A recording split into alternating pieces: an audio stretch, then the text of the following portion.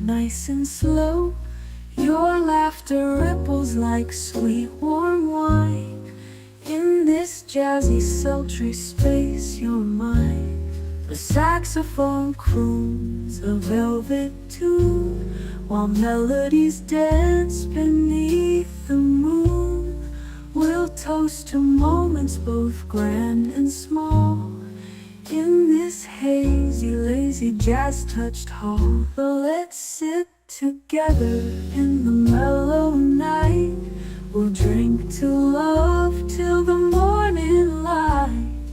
Every glass we raise a promise true. Here's to the magic in a drink with you.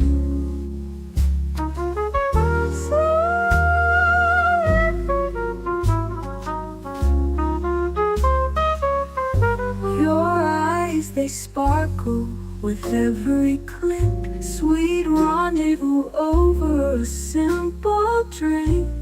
We'll share our secrets in whispers low, just you and me where the jazz flows slow.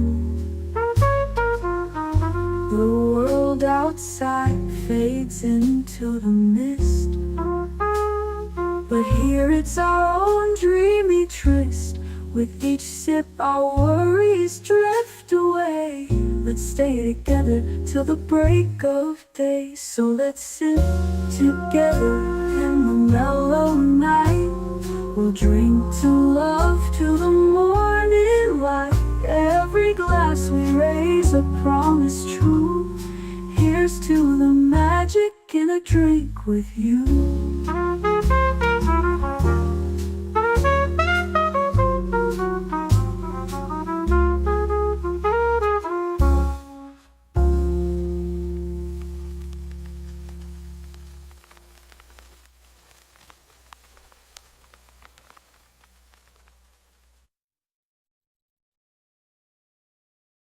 The following live stream has been approved for appropriate audiences. It may contain occasional strong language and may not be suitable for younger or more sensitive viewers. Viewer inebriation is advised, though not mandatory.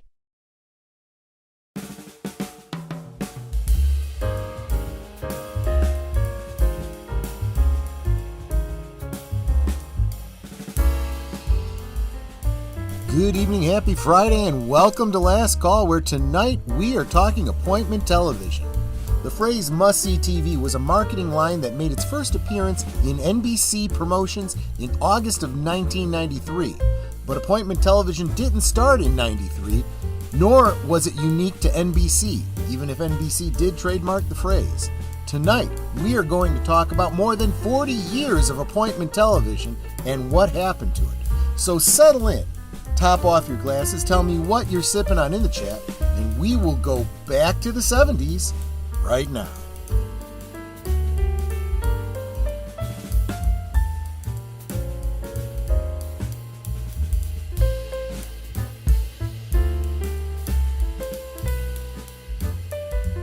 Last Call is streamed before a live audience.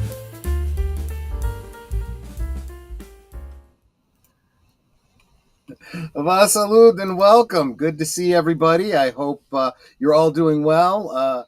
I especially hope you enjoyed Liquid Lunch with me today, where we talked about Jim Johnson, the Canarble Wagon, and the Brown Mumbler. So welcome, everybody.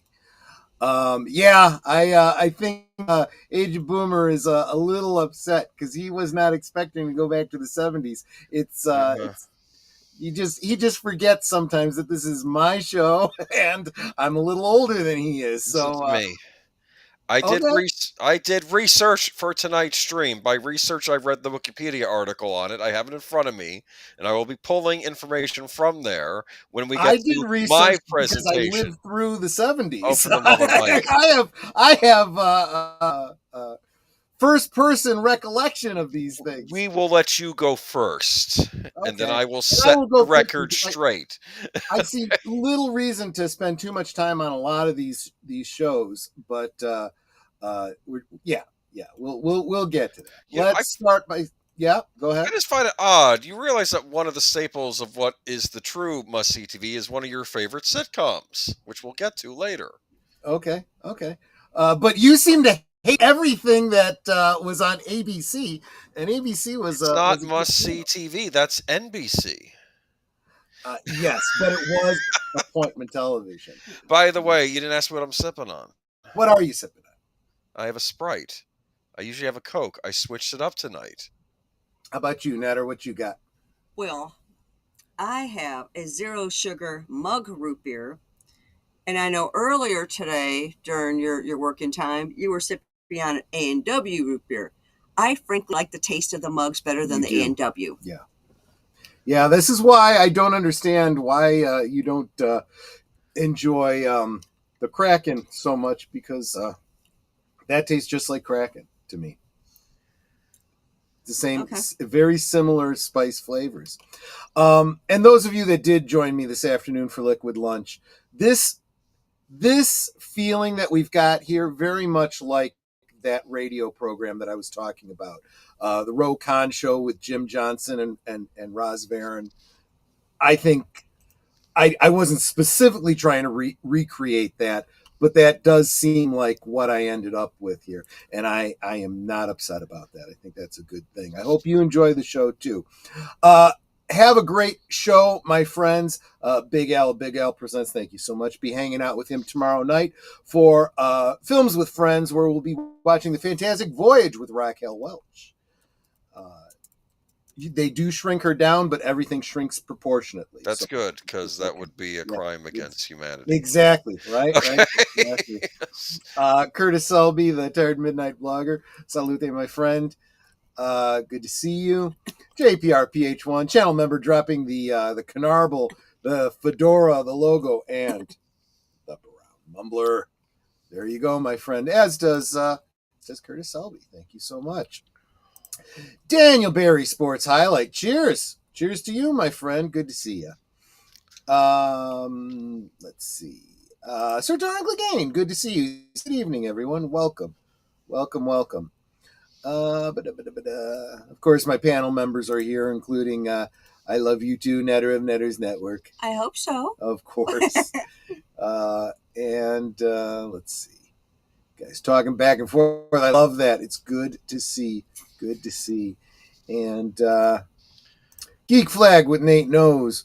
Welcome to the Must Dream stream. Thank you so much, my friend. $2 super chat. You are wonderful. Deleted scenes. Salute, my friend. Oh, I didn't click that appropriately. Salute. Good to see you. Connie Cleary, the bird woman of YouTube. She's saying hail to us. Hail to you as well. Nothing to see here, citizen. He's a new guy around here. No, he's not. He's just another alternate ID for Curtis Selby. Make sure you subscribe to his new channel. We need to get him up and running as quickly as possible so that we can get him monetized. Catching up on double speed. Overdid it today. We'll stay to the background tonight. Fair enough. That's perfectly fine. I mean, we're not very far in. You should be caught up in no time. Unless you're watching, Liquid Lunch at double speed, which why don't you just save that for later and watch us live? I mean, whatever. You do you, however you want, as long as you watch. It's fine.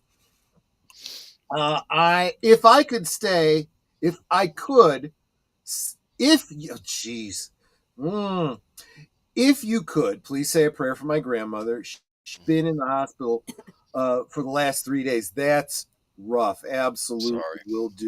Will do, my friend. Big Al's already praying for her. Oh, that's good. And I know a lot of people think that because he's from Chicago, I've got some in with the new Pope. I don't. I did actually look into it. I thought he might have been a bishop from our town, but it wasn't him. It was somebody else. So there you go. And just jumped on me there. Geek Flag. And of course, Geek Flag makes it easy, or excuse me, Curtis Selby makes it easy on us by dropping the Nothing to See Here channel link to make it easy on everybody. That's why y'all have blue wrenches. Exactly. And now we are all here. Okay, we are all set. We should probably get to it because I know Aged Boomer is on a tight schedule. Schedule, yes, exactly. And he wasn't expecting the fact that I was going to be doing a bit of a presentation myself. Bright New World. It's like you copy me. I did. I literally did. I did literally used your format. That's exactly right. So he's going to be talking just Peacock stuff. But, you know, for me, growing up in the 70s, appointment television was ABC. And yeah, I've talked about that before. And Bold New World was the promo in, I believe it was 76. Yeah. So they had their own thing. They had, yeah.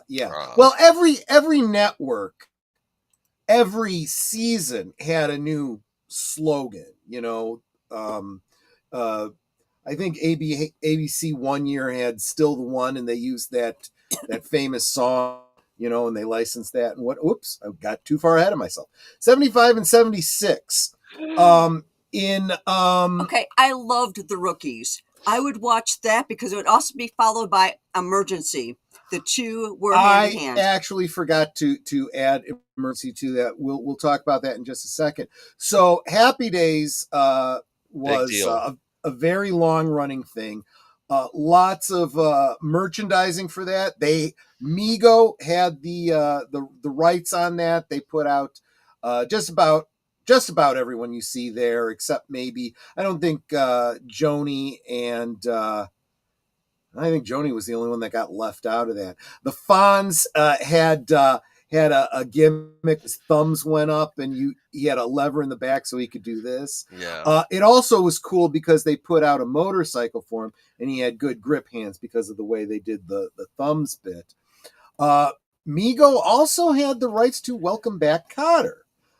And they even had a play set. Mego's play sets were just cardboard, shrink wrapped in vinyl, but they looked really cool. And it was like a classroom, and you had like the teacher's desk and the chairs for the sweat hogs. And so Welcome Back, Kotter was where we got John Travolta from. And that's Juan Epstein there on the left. And he did not 86 himself either. The Rookie. You didn't tell me that this was going to be a Twin Peaks related stream. There's the sheriff. Sheriff Truman right there. What? Holy crap, you're right. It is. Look right there. That's there. him. That's Sheriff Truman. God, he was young. Yep. In fact, that character was related to the nurse-looking lady there. That nurse-looking lady there, of course, being Kate Jackson? Yeah. Who ended up being one of Charlie's Angels. Who was one of Charlie's Angels, right. Yeah. I did not include them in this list, but Charlie's Angels was a big deal back then, too. I am so surprised that you did not recognize the sheriff in Twin Peaks. Well, Sheriff Truman. Honestly, he is so young. You know, I really can't tell. So this was the Tuesday night lineup, and we're going to keep coming back to the Tuesday night lineup. Tuesday was probably the biggest, one of the two biggest must-sees of the week for most of us growing up in the 70s.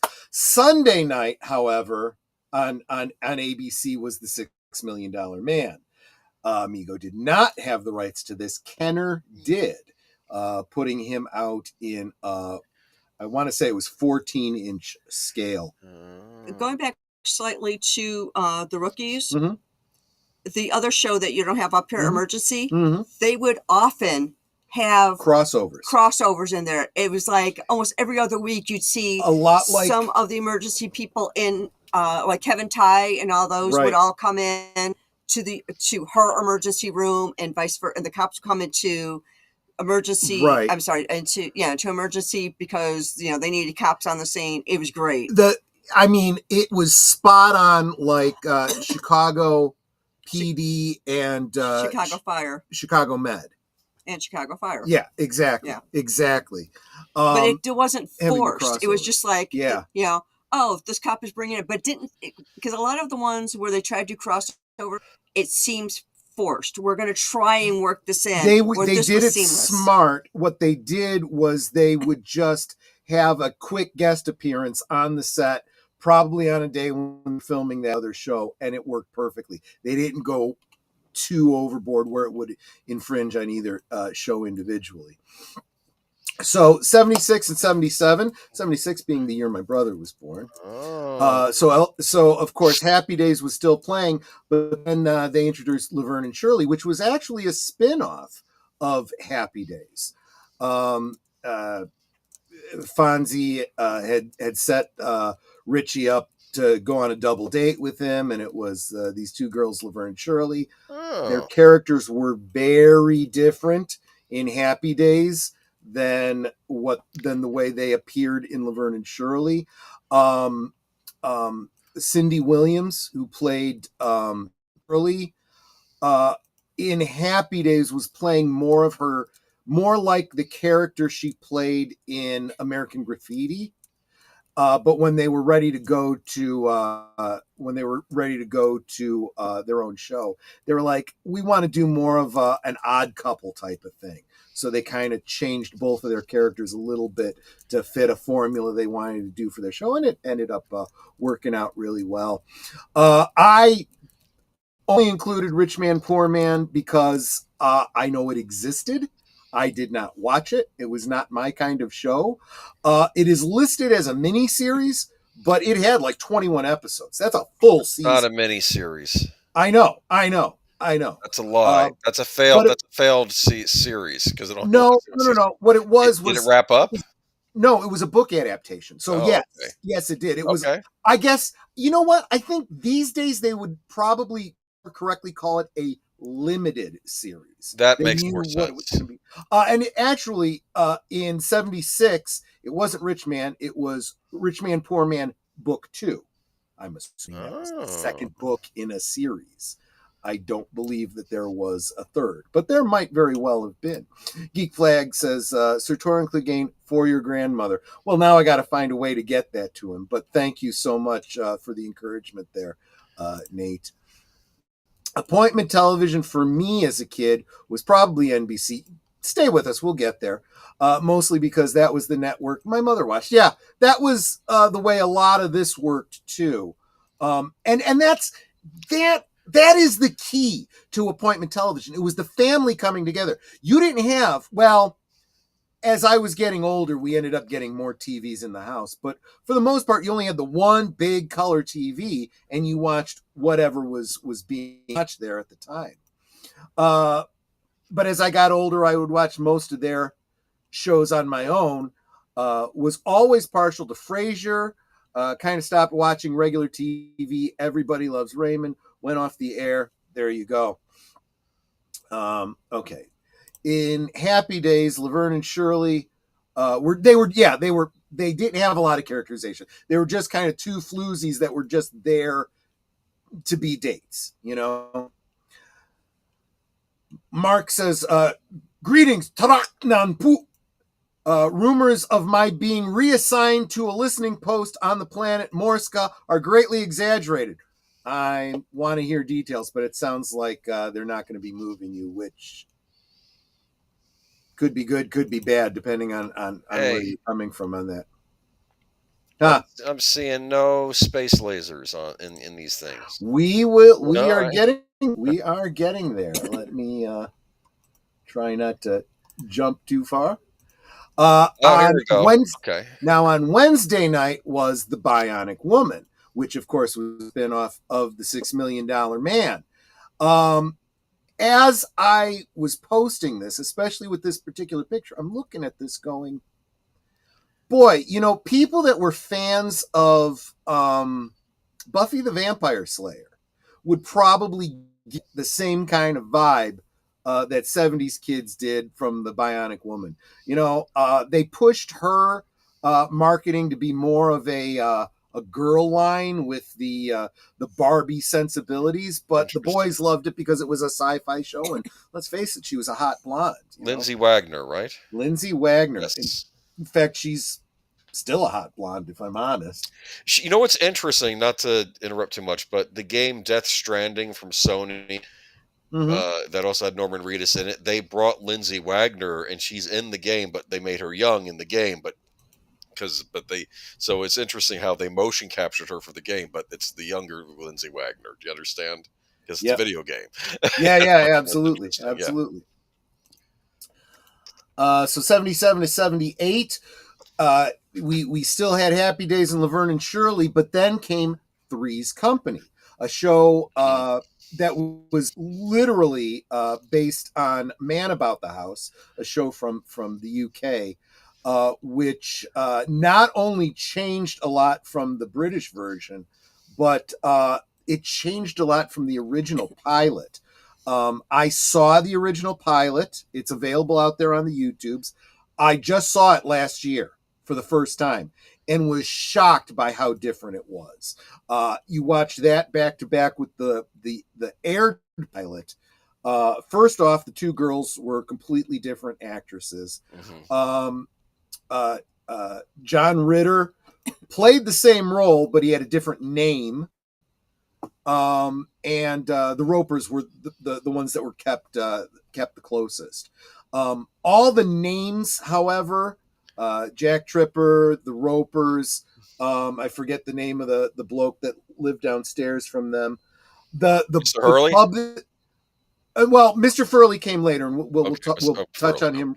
I'm trying to remember. It was a character who was a friend of Jack's, who was like Quagmire in Family Guy. It was just a lech. And the pub that they all hung out at, the Regal Beagle, those were all carryovers from the British show, even down to the fact that they kept calling it the pub, the Regal Beagle, even though the script was completely different.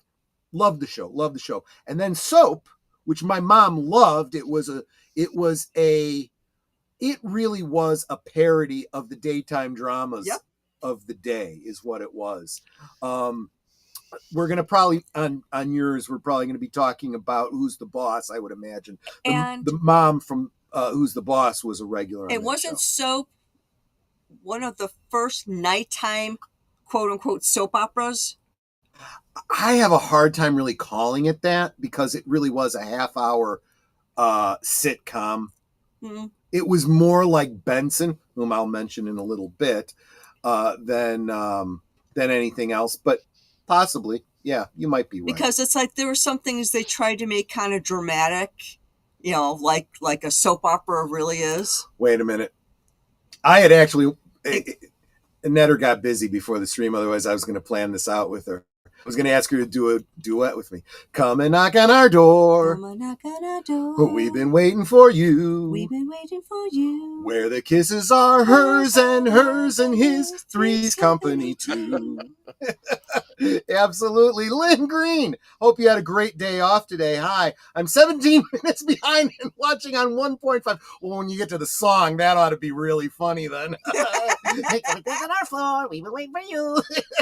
But but you have an eye allergy, so listening from bed, have a good time. Yeah, we're just doing a little bit of a slideshow. You probably don't even need to see it. Larry was his friend, and the same name was the character in the UK. So yeah. The show also was called, like I said, Man About the House. They called it Three's Company in the United States. So then what?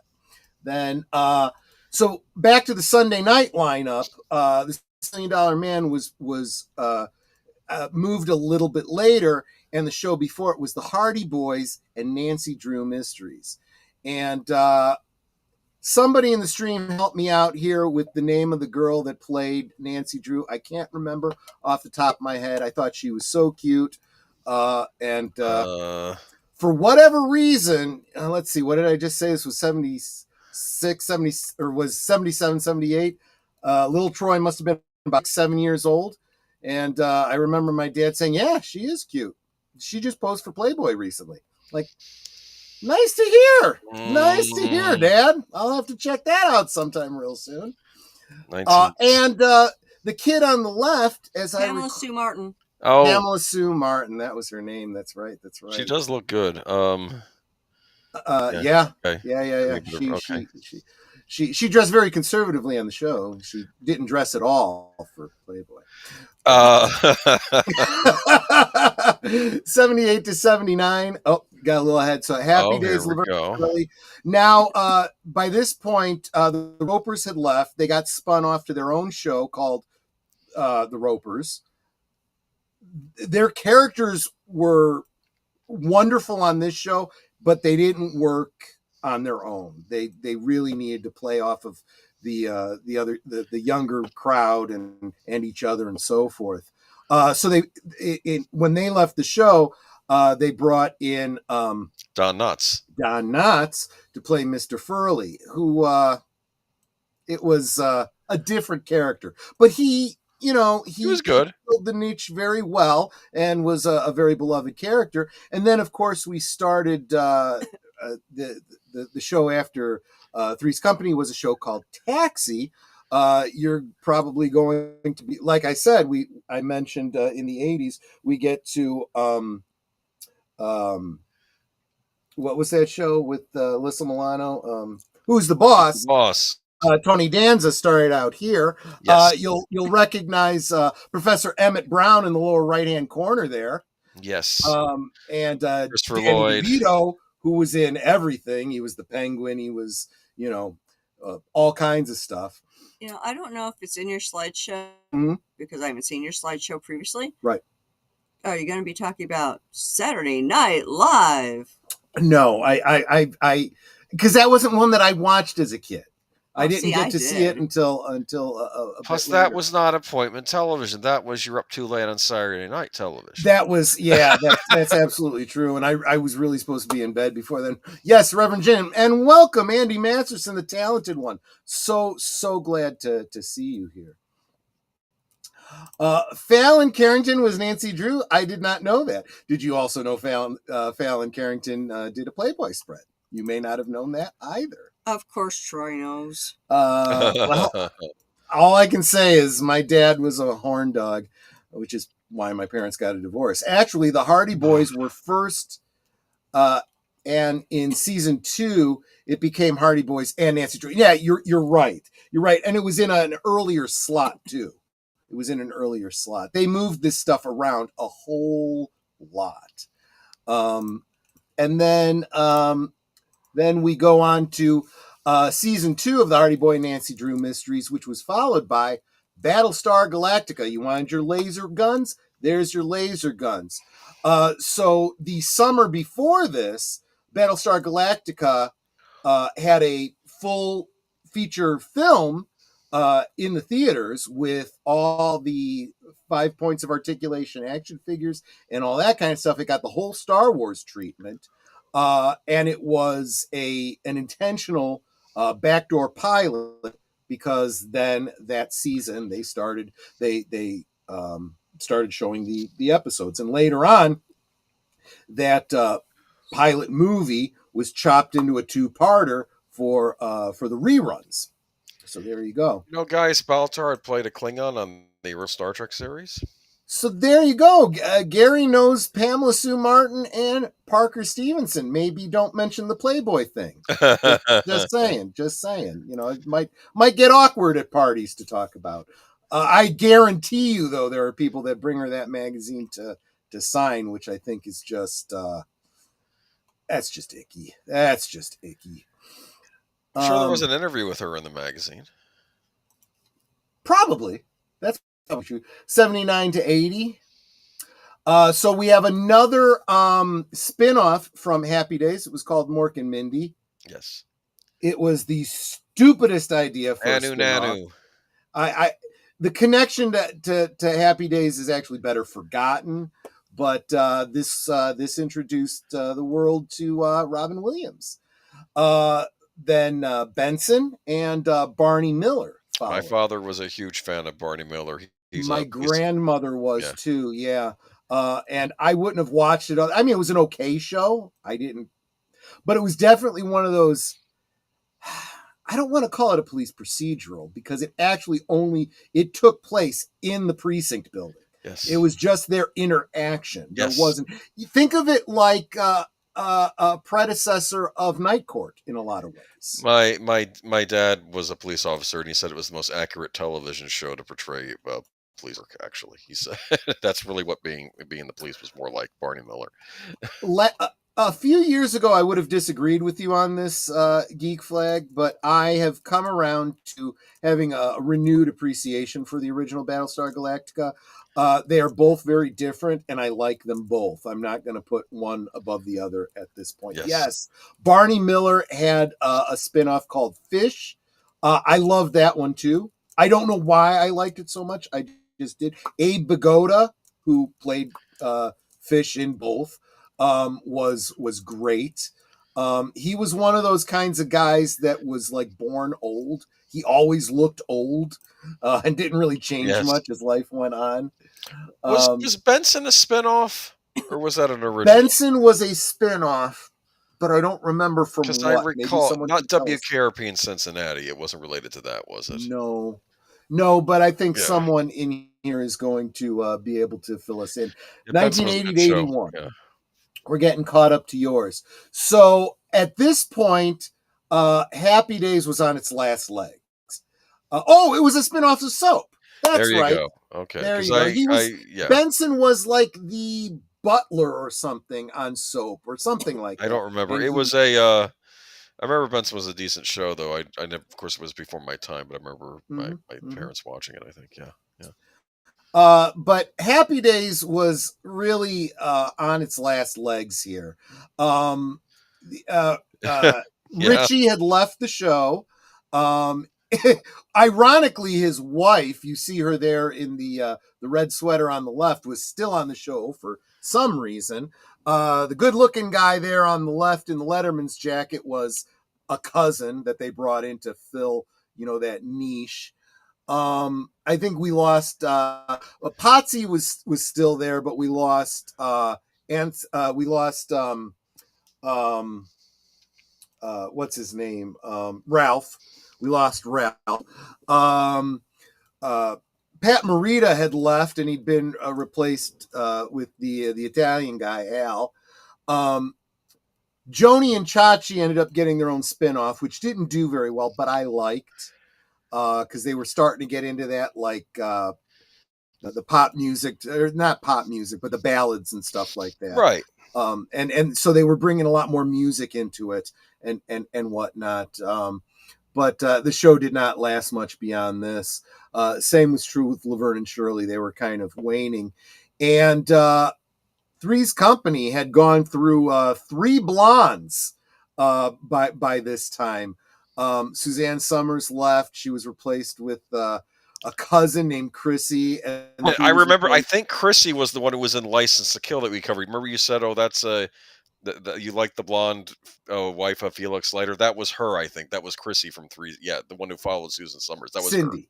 Cindy. It was one of them, I think. Yes, I could be wrong. And this was I'm forgetting her. She was a nurse. It was interesting because with the cousin they tried to go with the same goofy, silly blonde, but then added on top of it that she was a klutz. So they kept doing the door gag where they had the swinging door between the kitchen and the front room, and every time Jack would go through it, she'd be coming through and slam into him, and he'd get knocked. Of course. A lot of pratfalls, and it would get to the point where he'd get to the door and he'd go like this: Cindy, are you there? I'm coming through. And he starts to go through and then gets hit. She goes, "What were you saying?" Priscilla Barnes is the actress here. She played a nurse who was not goofy. She was very professional, but just a different character, and it was a different dynamic. And then Too Close for Comfort, a new Ted Knight show, and it kind of played up the same. There were some similar feels to it as like the Ropers. You had the married couple. They had their 2 daughters living downstairs. They didn't like the fact that they hung out so much with the guy because which everybody knew the guy was gay in real life, but he didn't Right. play a gay guy on the show. Well, what was so hilarious is I was watching the show as a kid. Mhm. Now, keep that in mind. As a kid, where gayness wasn't really Talked about, yeah, it wasn't really talked about. And I kept looking at it going, that guy's gay. Yeah. Like, I mean, he did not act like a guy who was, you know, staring at the girls and wanting to be with them or anything like that. Yeah. I'm just looking at him going, Exactly. okay, does he want to borrow one of their dresses? I'm like, this guy obviously is not straight. The dad has nothing at all to worry about. Yep, exactly right. They could have played it that way and they didn't. So let me get back to presentation number 2. And this one is you, my friend. You're going to pick it up from there. I guess we don't get to watch ABC anymore. Now we're going to watch NBC. You combine mine with yours? No, it's 2 separate ones, but go ahead. Was this it? Oh, wait a minute. Maybe I'm not on. You're still there on we go. yours. 1980. Sorry, there you there go. we go. All right. Here we are. So he's talking about the idea of appointment television, but to be fair, I think it's good that he sort of covered the 1970s because it kind of segues into what we're talking about here. NBC was not doing well. By 1979, this is according to Wikipedia, that's where I'm reading from, NBC had fallen into 3rd place in the Nielsen ratings. Network executive Fred Silverman, who previously led ABC and CBS to top of the ratings, joined the network a year earlier. However, he could not bring the same rating success he had as Programming Wiz at the latter 2 networks. Let me see. Let me switch over. That was true. I'd actually forgotten that. He was Yeah.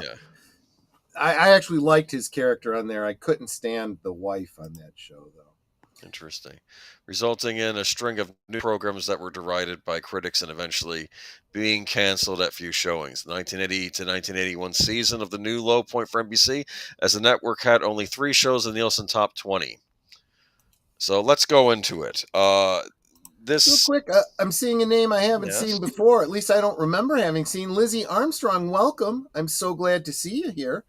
I hope you're enjoying yourself. We are talking, well, we've just entered the 80s. We're talking 80s appointment television. We're talking about... Quick, I don't think I meant to lay this down a little thicker when we started, but the point is that I've mentioned this before about television. In the 70s, the 80s, the 90s, maybe we're starting to get a little bit more freedom in the 90s. You watched the show when it came on. This does, although the technology to record, you know, on VHS or VTRs back then did exist, only well people had them. So the average person, you had to watch that show on the night. You had to be in front of the television, watch it live. There was no restream. There was no, you know, whatever. There was, at the end of the season, the possibility of them going through it again in reruns, but they didn't always play all the episodes, and they were oftentimes preempted by something else. So that's why it was must-see TV, especially because these shows were very popular. So, like for me, with the Happy Days and the especially with the $6 Million Man and Battlestar Galactica, we were talking about those things at school, you know, throughout the week. You know, so you had to see them. Otherwise, you'd be left out. There was no concern about spoilers, because if you didn't see an episode, hey, could you fill me in what happened? I get to see it. It's not a spoiler because you weren't expecting to see it, you know, at least for another 6 months, possibly for another year, if at all. So, you know, anyway. Yeah, I'll get into that when I get into the 90s. I'll explain to you how it functioned with 1980s television, because keep in mind, there were no DVRs yet or watch on demand yet in the 90s. Wasn't until like the 80s where, I mean, the 80s was when we got a VCR. So now, the concept of must-see TV, this phrase was coined by NBC, and I think it really applied to their Thursday night lineup. Yep. I'm going to go through where it starts. Hopefully I got these years right. So I'm going to say the 1980 success in the 80s. So this is... That is... Wait. I think this is Yes. amazing. Little real world here. Lizzie says, I was walking out of my room and the phone just started playing this. I'm assuming that she was watching something else and it led into this for some reason. I think that's really cool. It's neat to hear how someone, comes by the show, and I'm glad you're here. I hope we earn a subscribe from you. We do this every Friday. I've got an afternoon show every noon Central called Liquid Lunch. And over on this guy's channel, Age of Boomer, we do Geeky Geezers at 8 on Sundays. Central Did you say that you were drinking tonight? My stream this afternoon, I was talking about the Brown Mumbler. Yes, but tonight did you mention that's what you're drinking? I'm still drinking a Brown Mumbler. Yeah, I said I had to pace myself, otherwise drinking constantly from noon, I would be completely blotto right now. I'm going to turn it over to Age of Boomer now, so he can tell us about. I'm going to tell you the history of Must See TV. I'm referring to Must See TV. I'm referring to NBC's Thursday night lineup. The actual phrase does not really get coined to the 90s, but I want to say that the block of them trying to own Thursday night, NBC trying to own Thursday night, starts in 81-82. So this is according to the 81 fall season marked the very first time NBC made an attempt to create a 2-hour comedy block on Thursday nights comprising the 8 to 10 p.m. slot with, and let's get into this, different strokes, being joined by the returning Harper Valley. This starred Barbara Eden, I Dream of Jeannie fame, and so wait a minute, we got to talk about about Harper Valley. That was... Did you like it? I did. I liked the show very much. It was this is wild. You have movies that turn into series. You have original series made from books, all kinds of stuff. Harper Valley was a show based on a country song. Harper Valley PTA. Yep. Folks, it is worth a listen. You will love it. It is the pilot episode basically covers the story, because in country music every song tells a story.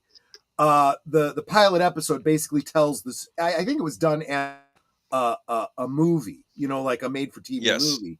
That tells the story of this single mom in a very redneck southern town, where everyone looks down their nose at her. She's a sinner. She's a single mom. She's a Yankee. And this and that. Yeah. I don't know. But she knows all of their dirty secrets, and she proceeds to out them. And the final line of the song being, she's addressing the Harper Valley PTA. She says, "This is just a little Peyton place, and you're all Harper Valley hypocrites." And it's comedy in the show, but there's this really righteous sense of, you go, girl, bust these righteous assholes up, that kind of a thing. And it's actually told. The song is told by the point of view of the child, of the daughter. Yeah, exactly. Because her first line is like, my mama noticed I came home from school one day, didn't even stop to play. And I said, "Mama, I got a note here from the Harper Valley PTA." Where they just kind of dress her down for, her skirts being too short and blah, blah, blah. And you've been running around with men. And, that's just not right. And she just calls them out. She goes to the PTA meeting and says, "Well, you're cheating on this person and you're a drunk." And, da-da-da-da-da. Yeah, why did this person have to leave town suddenly and all this sort of thing? Yeah. And of course, because it's a TV show, they, she brings the evidence in humorous ways. But I'm sorry, I did love this show, so I did definitely have to talk about it. Well, I don't think it lasted. I don't remember. It may have only been one or two seasons, maybe only one season. Netter's going to look it up. Notice, though, that's Abe Vigoda there in the lower right-hand corner. We were just talking about him, and he had been on Barney Miller and then spun off to Fish. 2 seasons. 2 seasons. That's what I thought. Okay, yeah. And he's always looked ancient. Yes. Give Me a Break. Carter. Big deal. Love that show. Love that show. Go ahead. What was her role in the show? Was she like the housemaid, or was she something else? She was the housekeeper. Yes, she was. Yeah. But okay, so the backstory is she seems sassy. Yes, she very much is. She was best friends with the mother of the 3 girls there. Okay. The mother died. I think it was before the pilot episode. She had just died, and her dying wish was, please look after my girls and my husband. He's not going to be able to. He was a cop, very hard boiled, very overprotective of the girl. They're gonna need you. And she's like, okay. So she moves in with feminine influence in the household. Yeah. Yes. And he resists at first, but then he realizes, yeah, I do kind of need you. And you were my wife's best friend, whatever. So it's that kind of a dynamic, and they bump heads in a very good way. Interesting. And if you'll notice, during that era, housekeeper shows were big. Yeah. Different Strokes. Look up there. You have Mrs. Garrett. All those ones. There was always a housekeeper. Yes. And she was always the glue that held the family together. It seemed Mr. Belvedere. That's another one. It seemed, and it seemed very important. In both of those cases, you had a black actor or actress, in this case, playing a domestic, right? But not in a conventional way. Right. They weren't treated as certain. In this one especially, she was definitely a part of the family, and she was only filling the maid role because she was filling the traditional mom role, and there was I don't know if you were planning to talk about a very special episodes and things like that, but there was a very special episode where the youngest girl was having a problem at school and was trying to talk to her dad, to Nell about it. No one would listen to her. They're all tied up in her own problems. And she's yelling, trying to get someone to listen to her about what happened to her at school. And she says to Nell, she's like, well, how would, after all that, she went through being bullied at school, how would you feel if someone called you a dumb N-word? And they said it on television. Yeah. They said it on television. Right. And then suddenly everyone stopped. And the father was like, you come here. And he starts to take his belt off. And she goes running. She runs out of the house. And Nell's like, let me take care of this. Yes. And it finally, resolves itself. And I've got an important point to make here about this. Nell finally sits her down and she goes, look. And she's in tears. She's like, I didn't mean to hurt you. She goes, I know. You were trying to get my attention. And I wasn't listening. And then she explains, they called me, they were a Polish family, and they said some derogatory thing about being Polish. And right. Yeah, as happens a lot, actually, in the U.S. And she's like, and I know I shouldn't use that word. She's like, you know what? You never hear this today. She says, you know what? That's just a word. Okay? People can use it in anger and hatred. And, another black person can use that word and it could be used sweetly with love. Right. And in other words, there was definitely this, and especially, different strokes there too. The blended family, the rich guy adopting his I don't remember what his relationship was. I think to it the mother. was either a previous housekeeper, maybe, that were sons, or something like that. Yeah, and she died, and so their father also died too. The two boys, yes. So he had adopted the boys. Willis and Mrs. Garrett comes in. She ends up getting a spin-off later on. Facts of Life. And they do a lot of talk about racial relations. And, I don't know. Maybe they did a lot of talk about a lot of things on Different Strokes. A lot. Yeah, well, let's not get into that. I know the notorious episode. It was touched on. It was very and I saw that in reruns a few times. And I'll say this for the subject. I think they handled it as tastefully as they could. Yeah. But it's basically But I like don't the think Warning a sitcom Boys. is where you want to be doing those kinds of No, shows. Just no, my but opinion. that was Norman Lear. That's what he did. It was to Yeah, inform the that's public. true. That is true. And to be But what I fair, find is, yeah. to be fair, when I was watching as a kid, maybe I was the right age to see this. It says, "Be careful of certain older people that get you Yep. alone." Yes. Yeah, All right. exactly. Yes. Exactly right. I heard Boomer groan, so Darth Plato's set for tonight. But what I'm getting at is the racial relations were depicted in, I think a lot of people might think unrealistic ways, but it was shown to be the ideal. This is what we should be striving for, This is people. what we should be striving for. And Yes. and it wasn't preachy. It was just, it just was, Hill Street Blues. I like that show too. It was a little late for me. I never watched it. But I gotta say, I always had to watch the opening because I loved Music. the theme song from Hill Street Blues. It's a great jazz piece. Look it up. It's on YouTube out there. I get the same thing with Taxi. Taxi's theme song is called Angela. Both great jazz tunes. Definitely worth checking out. Now, the reason I bring up this too, and why I say this, is that this is interesting. We have 4 situational comedies and a at 10. And this format is sort of the Thursday night format for a number of years.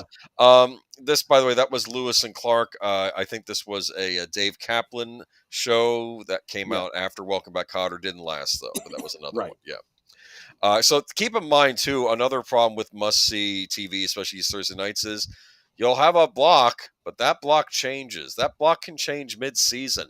Sometimes they'll take a hit show and move it to another night, or a floundering show and they move it to another night, and it's successful on the other night.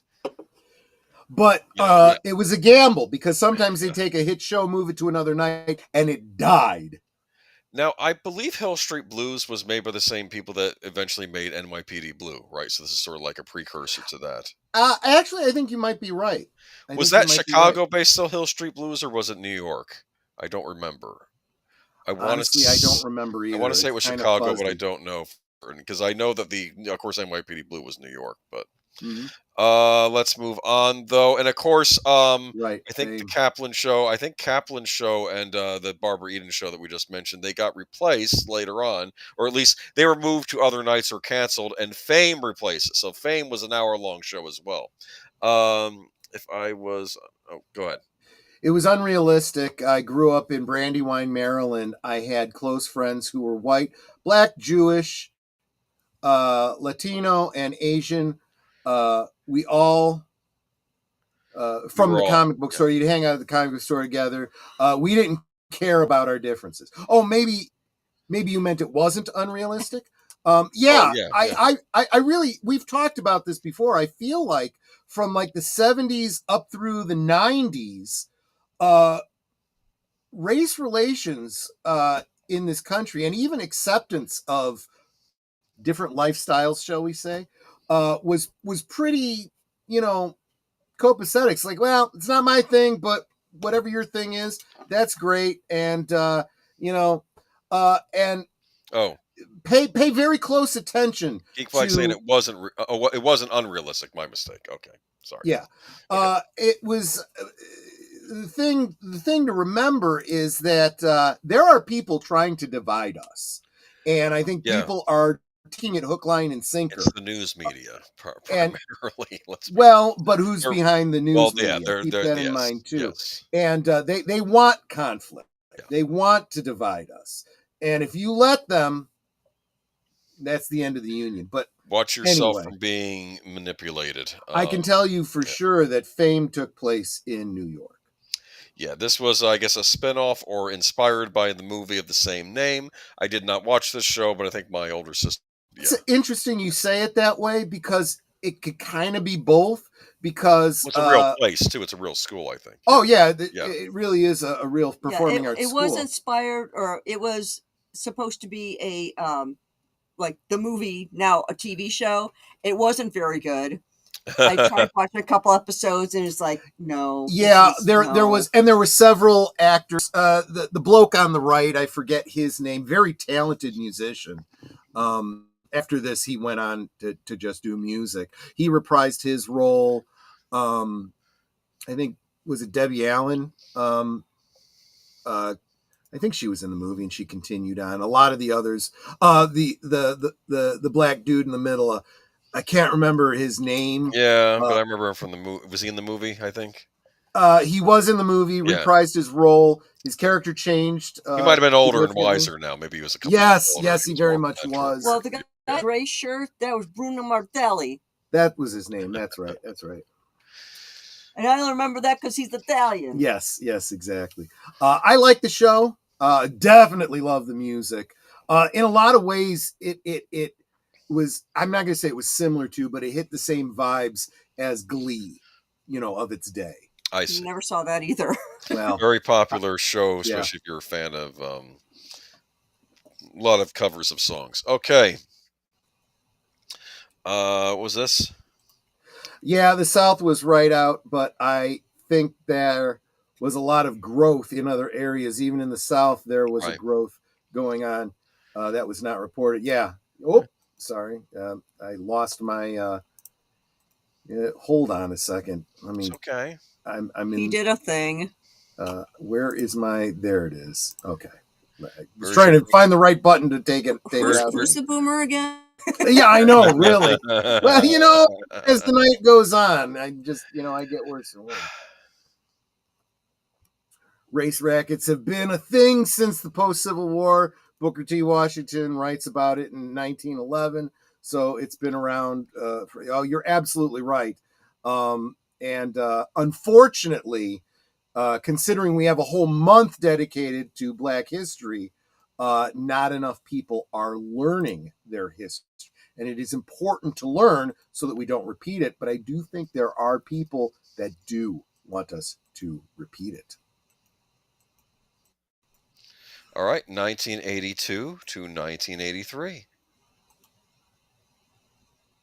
We have additions to the Friday night lineup. So Mama's Family was a spinoff of so we've talked about this show on here before. The Carol Burnett Show was a phenomenally funny sketch show. They had several recurring bits, very, very funny, and one of them was the Mama sketch. Yes. Vicki Lawrence plays Mama. Yeah, I forget her full name, but they just called her Mama on the show. Eunice was her daughter, played by Carol Burnett, and I can't remember who all was on it. It was very Southern. I think like her cousin. Barry played her husband. Right. That's right. Her nephew, I think, lived with them too. I think the nephew had to stop by and stay with them.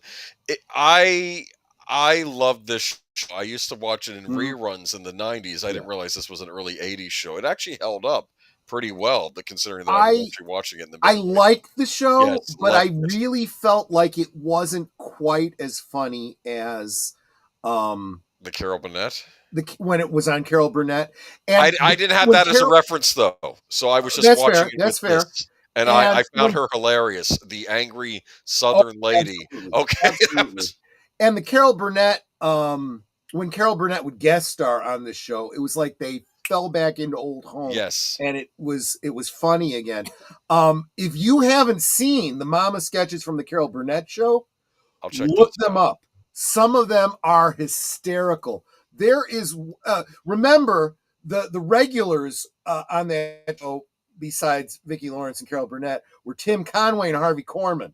Yep. Oh. And there is a brilliant one with them, and Dick Van Dyke did a guest appearance. If you can find that sketch, I have seen it hundreds of times, and I laugh so hard I cry when I watch it. Tim Conway goes off on a improvised bit, and everyone is laughing so hard. They're trying not to laugh. And then Vicki Lawrence loses her shit. And I'm using the strong language because she does too. And she just goes off on him and uses a curse word that probably could not be aired on television. So I think it was censored. Yes. And because it was pre-recorded, though in front of a live audience, that is out there on YouTube. You must search it up. You must find it. It is so, so funny. Anyway, sorry. No, it's okay. And Geekfly had a super chat, I think, or somebody had a super chat. There we go. In that particular skit, I am very sorry, Geek Flag. We are all one race, humans. Yeah, I mean, that's true. I always had a problem with that concept of race, right? Because it's one human race, right? Yes. We have different phenotypes, but we're still all human. That is a very good point. And Mikey Suze stops in to say, hello, brother Curtis. And Curtis is shouting, Carol Burnett. Yes, exactly. Now, if we look... Carol Burnett is on Tubi. So you can, because I'll tell you what, that whole show is great, not just the mama bits. I think Mama's Family might also be on Tubi as well. Oh, it very likely is. Have you seen the Carol Burnett sketch with Harvey Korman and Tim Conway, where Tim Conway is the dentist? No, well, maybe it's hard to say because I you would remember growing up. It is a little Korman, before most my of the time. scene. That's part of the problem. He's just sitting in the dentist chair with the gauze out. You can't really talk at all, and the whole skit is he's gonna do a what do they call it when the root canal? Ooh, so he's got to numb him up, and he's got the thing, and he accidentally moves at the wrong time or whatever, and his hand goes numb because he hits himself, and oh darn it, and then he drops it, and he gets his leg, and his leg goes numb, and he's just improvising as he goes. And Harvey Korman with the kid, and he's laughing. You got to see it. I cannot do it justice. It has to be seen. Cheers. Yes, that's the big one. By the way, Cheers did not have action figures back in the day, but since Mego has come back, they have put out figures of the Woody Harrelson character and Cliff Clavin. Cheers was, of course, the I almost want to say it was like the first of what I don't want to say modern sitcom because I don't know if we have the modern sitcom anymore, but all the other sitcoms that follow this, I think Cheers was the first one. If I'm thinking about how it was in the 80s, like Cheers had spin-offs. I don't even know, which we'll get into later. Well, Frasier definitely. And I argue one at least, maybe if it's not a spin-off, it takes place in the same universe as Cheers, but we'll get into that in a little bit. Oh, okay. But no, huge deal. Real quick, want to say hi to Joshua V, who stopped in. And I, of course, want to say hi to Ruby Hoove, who has just gifted a membership to Caveat Ties. So welcome to membership. And thank you again for expanding the community, Ruby Hoove. You're wonderful. Question, your Carol Burnett show episode you're talking about, is that the one where they're talking about the elephant?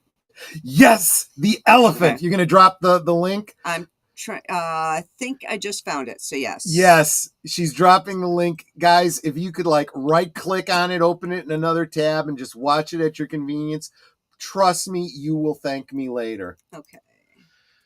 But these were both Thursday night, or at least they start on Thursday nights. Now, typically what would happen is sometimes these shows would go on Wait Thursday a minute. and they get moved. Mikey Suze brings up we neither one of us mentioned The Greatest American Hero, did we? My gosh, that's a shame. Yes. Well, it's not technically a Thursday night NBC lineup show, at least, or maybe it was in the 70s. I don't know. Of course, I don't know when that started actually, and I don't remember what network. It might have been. Was that a CBS show? Most of the superhero shows were CBS. Anyway, Cheers. We got Ted Danson, Shelley Long. This was, in addition to the rest of the cast. Is that Rita Perlman in the background? So I'm getting Rita right. Perlman. Yeah, of course, the wife of Danny yes. DeVito. Yeah, and I forget who played the mailman and who played Norm. Oh gosh, George Wendt played Norm. George Wendt. Yeah, George and Wendt Norm was the drunkard. Yes. George Wendt was and Norm, of course, was the inspiration for the character of Morn in Deep Space Nine. Most people don't realize that. I didn't realize that. You're like, oh yeah, that kind of makes sense. That's funny. And I'm forgetting the name of the guy who played Cliff. I should know. They make a point that he's in every Pixar movie. They give him a line. He's in every Pixar movie. He is in The Empire Strikes Back. He was in Alexa, who played Cliff Clavin? There you go. Cliff Clavin is played by John Ratzenberger. John Ratzenberger. Right. Yes. Okay. He does a voice in every single Pixar film. He was the guy at the missile control in Superman. Yep. He was also in front of a control in Echo Base in Empire Strikes Back. He's in so many things, and thank you, Mikey. Do you know what was funny when Pixar took over the English dubbing for a lot of Studio Ghibli? That's a very famous Japanese animation studio for Disney. When Disney, they had John Ratzenberger do a couple lines in those as well, which I thought was funny. That's right. She's based on the real life Bull and Finch pub in Boston. Very good. But and Mike Sues4 says, I was faster than Alexa by seconds. LOL. Yeah. Well, you are on a 5-second delay too. So, Cheers, huge show for NBC in the 80s, but we've got more to come. Let's see if we can turn this ship around. 1983 to 1984, what's the big addition? We have Family Ties and Night Court. Wow. Family Ties. I idolized Alex P. Keaton. Yes. I dressed like him. I went to Young Republicans meetings. I was real into that stuff. Yeah. And his, of course, parents were the leftists because they worked for PBS of all places, right? Yeah, it's right. It's like. I mean, it was like supposed to have the contrast. Justine Bateman was on this show. Yes, she was, and just great cast. By the way, Justine Bateman has a great YouTube channel. You should definitely be following it. She is not like her character on the show. She is smart. Well, her character on the show was supposed to be dumb, right? And her brother Alex was supposed to be super smart. Yeah. In fact, apparently he knew how to make investments and all this sort of thing because people were, asking him for monetary advice or borrowing money from him on the show because he was like, well, if I lend you this money compounded by this much, you would owe me this much at this end of this period of time. And they would just look at him. Oops. That's an excellent point there, Curtis Selby. This was a time when Republicans and Democrats could not only love each other, they could be in the same family together. Yeah. Sorry, I wasn't in the chat for a bit. Was chatting with another channel creator or something. Yeah, no, that's fine. That's perfectly fine. Doing Mikey and Gorillas are doing rewatches of Night Court episodes now. Yeah. Marky Post was, gosh, she was beautiful. And first thing I remember her from was an episode of Buck Rogers. Interesting. John Larroquette as more of the lecherous. John Larroquette, who all the Klingons will know as Maltz from Star Trek 3. He that character is the reason that the Federation was able to learn the Klingon language. Here's an interesting thing about Night Court.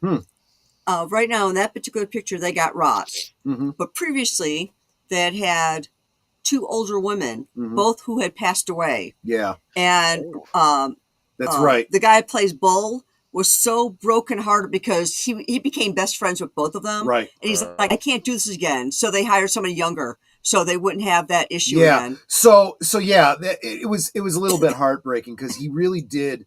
He played this big, strong, kind of dumb guy, right? Yes. But he was always very intimidating. But you realize, especially through these older female bailiffs, that he really did have a heart of gold. And yeah, one of them was Selma something. Yeah, and he would do anything to protect them. And when they both died, after the second one, he's like, I can't go through this again. And he starts out kind of antagonistic to Roz. Yes. And Roz, who was, she was a different character. She was a little bit. I like Roz though. I did too. Yeah. but she was bothered. She's like, why doesn't he like me? And Harry's like, you got to understand, he's just lost his two best friends and he's afraid to commit again. Yeah. And it was, this was one of those shows that was like, the comedy was great, but it had so much heart. And let me tell you something. I don't think I can watch the new Night Court. I have seen a couple episodes of it, and I was in tears both times. And I'm like, I can't do this. I just can't do this. Because they did a great job of... Not because they did a bad job. No. I actually don't know, because I haven't watched enough episodes to see if it was funny in any way. I like the for some. The 2 episodes I watched were specific episodes that, were recommended, and I checked them out, and I'm like, oh, I can't do this. The series concept for the reboot or whatever is Harry's daughter. Yes. Has become a judge, and she's played by the gal. Big Bang Theory. Yeah, he played Wolowitz's wife. Yeah. And I mean, she's great in the role. And but she doesn't sound like this. No, she doesn't. No, she doesn't. Like Howard's mother. Although she does occasionally get the angry voice, but not quite as nasally. And she's dealing with her dad's death, and she convinces John Larroquette's character to come back. He had been the prosecutor. The prosecutor originally. He's coming back now as the defendant, the public defender. And the play that the two of them have is just, it's beautiful, but it's really rough. And I don't want to get in, but I don't think it's a bad show. It probably is a very good show. I just, I don't want to go through the tears anymore, And you had Harry Anderson, of course, as Judge Harry T. Stone, and Charlie Robinson as Macintosh Robinson. I remember him, yeah. If you guys are Star Trek fans, Brent Spiner had a recurring role in the show where he plays this goofy, bumbling, hick. Yes. And he is so funny. Yeah. Yeah, if you're interested in watching the new Night Court series, I just searched by Night Court 2023, and let's see, where to watch. You can watch it on NBC, because I guess it's still on since its 4th season, Fubo TV, Sling TV, Apple TV, Amazon Prime. The last 2, though, are $1.99 to watch. Okay. This is the new Night Court? Yeah, Nate was just saying it just got canceled. So I do want to say something, though. Are you saying it's on its 4th season right now? Yes. When I Google it, it said it had 4 seasons. Now, that's sad it's getting canceled, but 4 seasons, that's a pretty good run. So yeah, I still would recommend watching it. I mean, that's 5 seasons, I think, is the ideal. But if you get 4, that's better than a lot of shows get. So yeah. You can also watch it on Peacock, Hulu, YouTube TV as a premium subscription, and Fandango at home for $1.99. Some of these I've never even heard of. So now we have the 1984 to 1985 season added a new show. And this was, of course, the Cosby Show. Wow. This is now we're getting the stuff I mean, I did watch the Night Court as well on occasion. Felicia Rashad, Lisa Bonet. Yeah, Bill Cosby, of course. Mm-hmm. I watched this show regularly. This might have been my favorite sitcom. Bill Cosby, I mean, whatever people say about him now, at the time, I'm going to tell you, he was America's dad. Darth, I did my best. We wouldn't have even had the 70s ABC lineup if it was up to Boomer. Darth, this is what I am doing, and I'm going to be clear about this. This is the NBC Thursday night lineup, and we're not even in the must-see TV era. And the whole reason this started was because David Zaslav was saying HBO is now the must-see TV. Okay, well, not really, but I thought maybe some of the youngins in the audience don't even know what must-see TV is. So I thought, but then I did research, and basically this is sort of, we're just in the progenitor stage of must-see TV. But this is basically the NBC Thursday night lineup. That's how I see it. Right. Never liked Cosby. Note, it's okay. Wait a minute. I'm going to come back to Darth Plato's comment in just a second.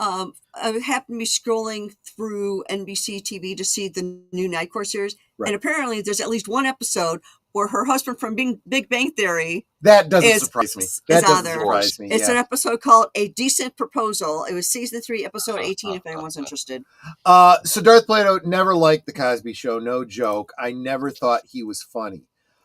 That's fine. I'm not disagree with you on that, but I want to know, Darth, have you ever seen Bill Cosby himself? It was a stand-up routine. I remember that stand-up routine. I loved that. The chocolate cake bit. Remember the chocolate cake bit? Yes. And some of his jokes from that made it into the Cosby Show. And they were the only funny ones on the show. Yeah, I agree with you. The show was okay.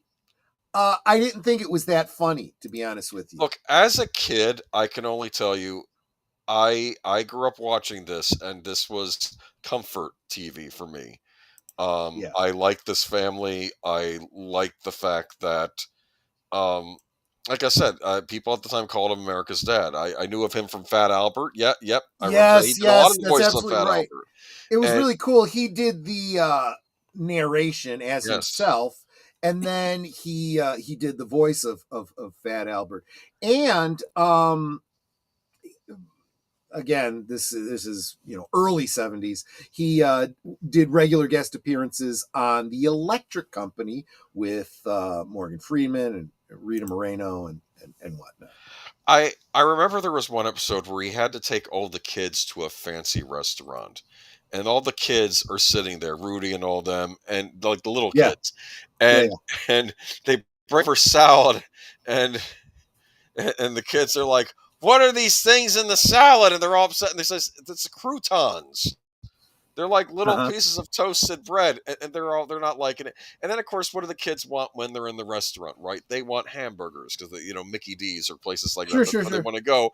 And then they bring out the hamburgers, and they're these big fancy restaurant style burgers, with Right, huge pieces exactly. of bread and the big patties in between. Right. And the kids are like, "What is this?" These are croutons. Like they think the bread is like giant croutons. And finally, he said, "Look, the chef, could he maybe cut the fries very thin, because the fries are the big thick cut steak fries, and maybe make the burger smaller?" He says, this has happened before, the chef will take care of it. And I think the chef then runs across the street to Mickey D's and grabs some burgers. That's the way to do it. Real quick, I just wanna bust Darth Plato's chops a little bit. I watched Sanford and Son and Good Times. That was hilarious, but not Cosby. Are you trying to? Is this like the I've got black friends, so I'm not racist kind of thing? No. I think I'm just playing with you. Cosby. I guess Cosby wasn't acquired taste. I'm just saying, as a kid, and I was a kid when this was on, I thought this was wholesome entertainment. Now, granted, maybe it pretty much was what he did behind the scenes, But I'll be honest with you. For everyone that beats up on Cosby, and what, right, and what he did in his private life and whatever, there's a whole lot more going on with people that have not been discovered. Right. Just saying. Cosby's albums were better. Welcome, by the way, Joe's Atmosphere. Yeah. It was good hanging out with you, even though it was an accident. I'm glad it was a serendipitous accident that I got to hang out with you on your show. I'm sorry. I gotta let him move along. Yeah, no, Darth Vader's just saying he's not trying to garner. No. I was just playing with you. I'm just playing with you. Just busting your chops. Yeah, just busting. Anyway.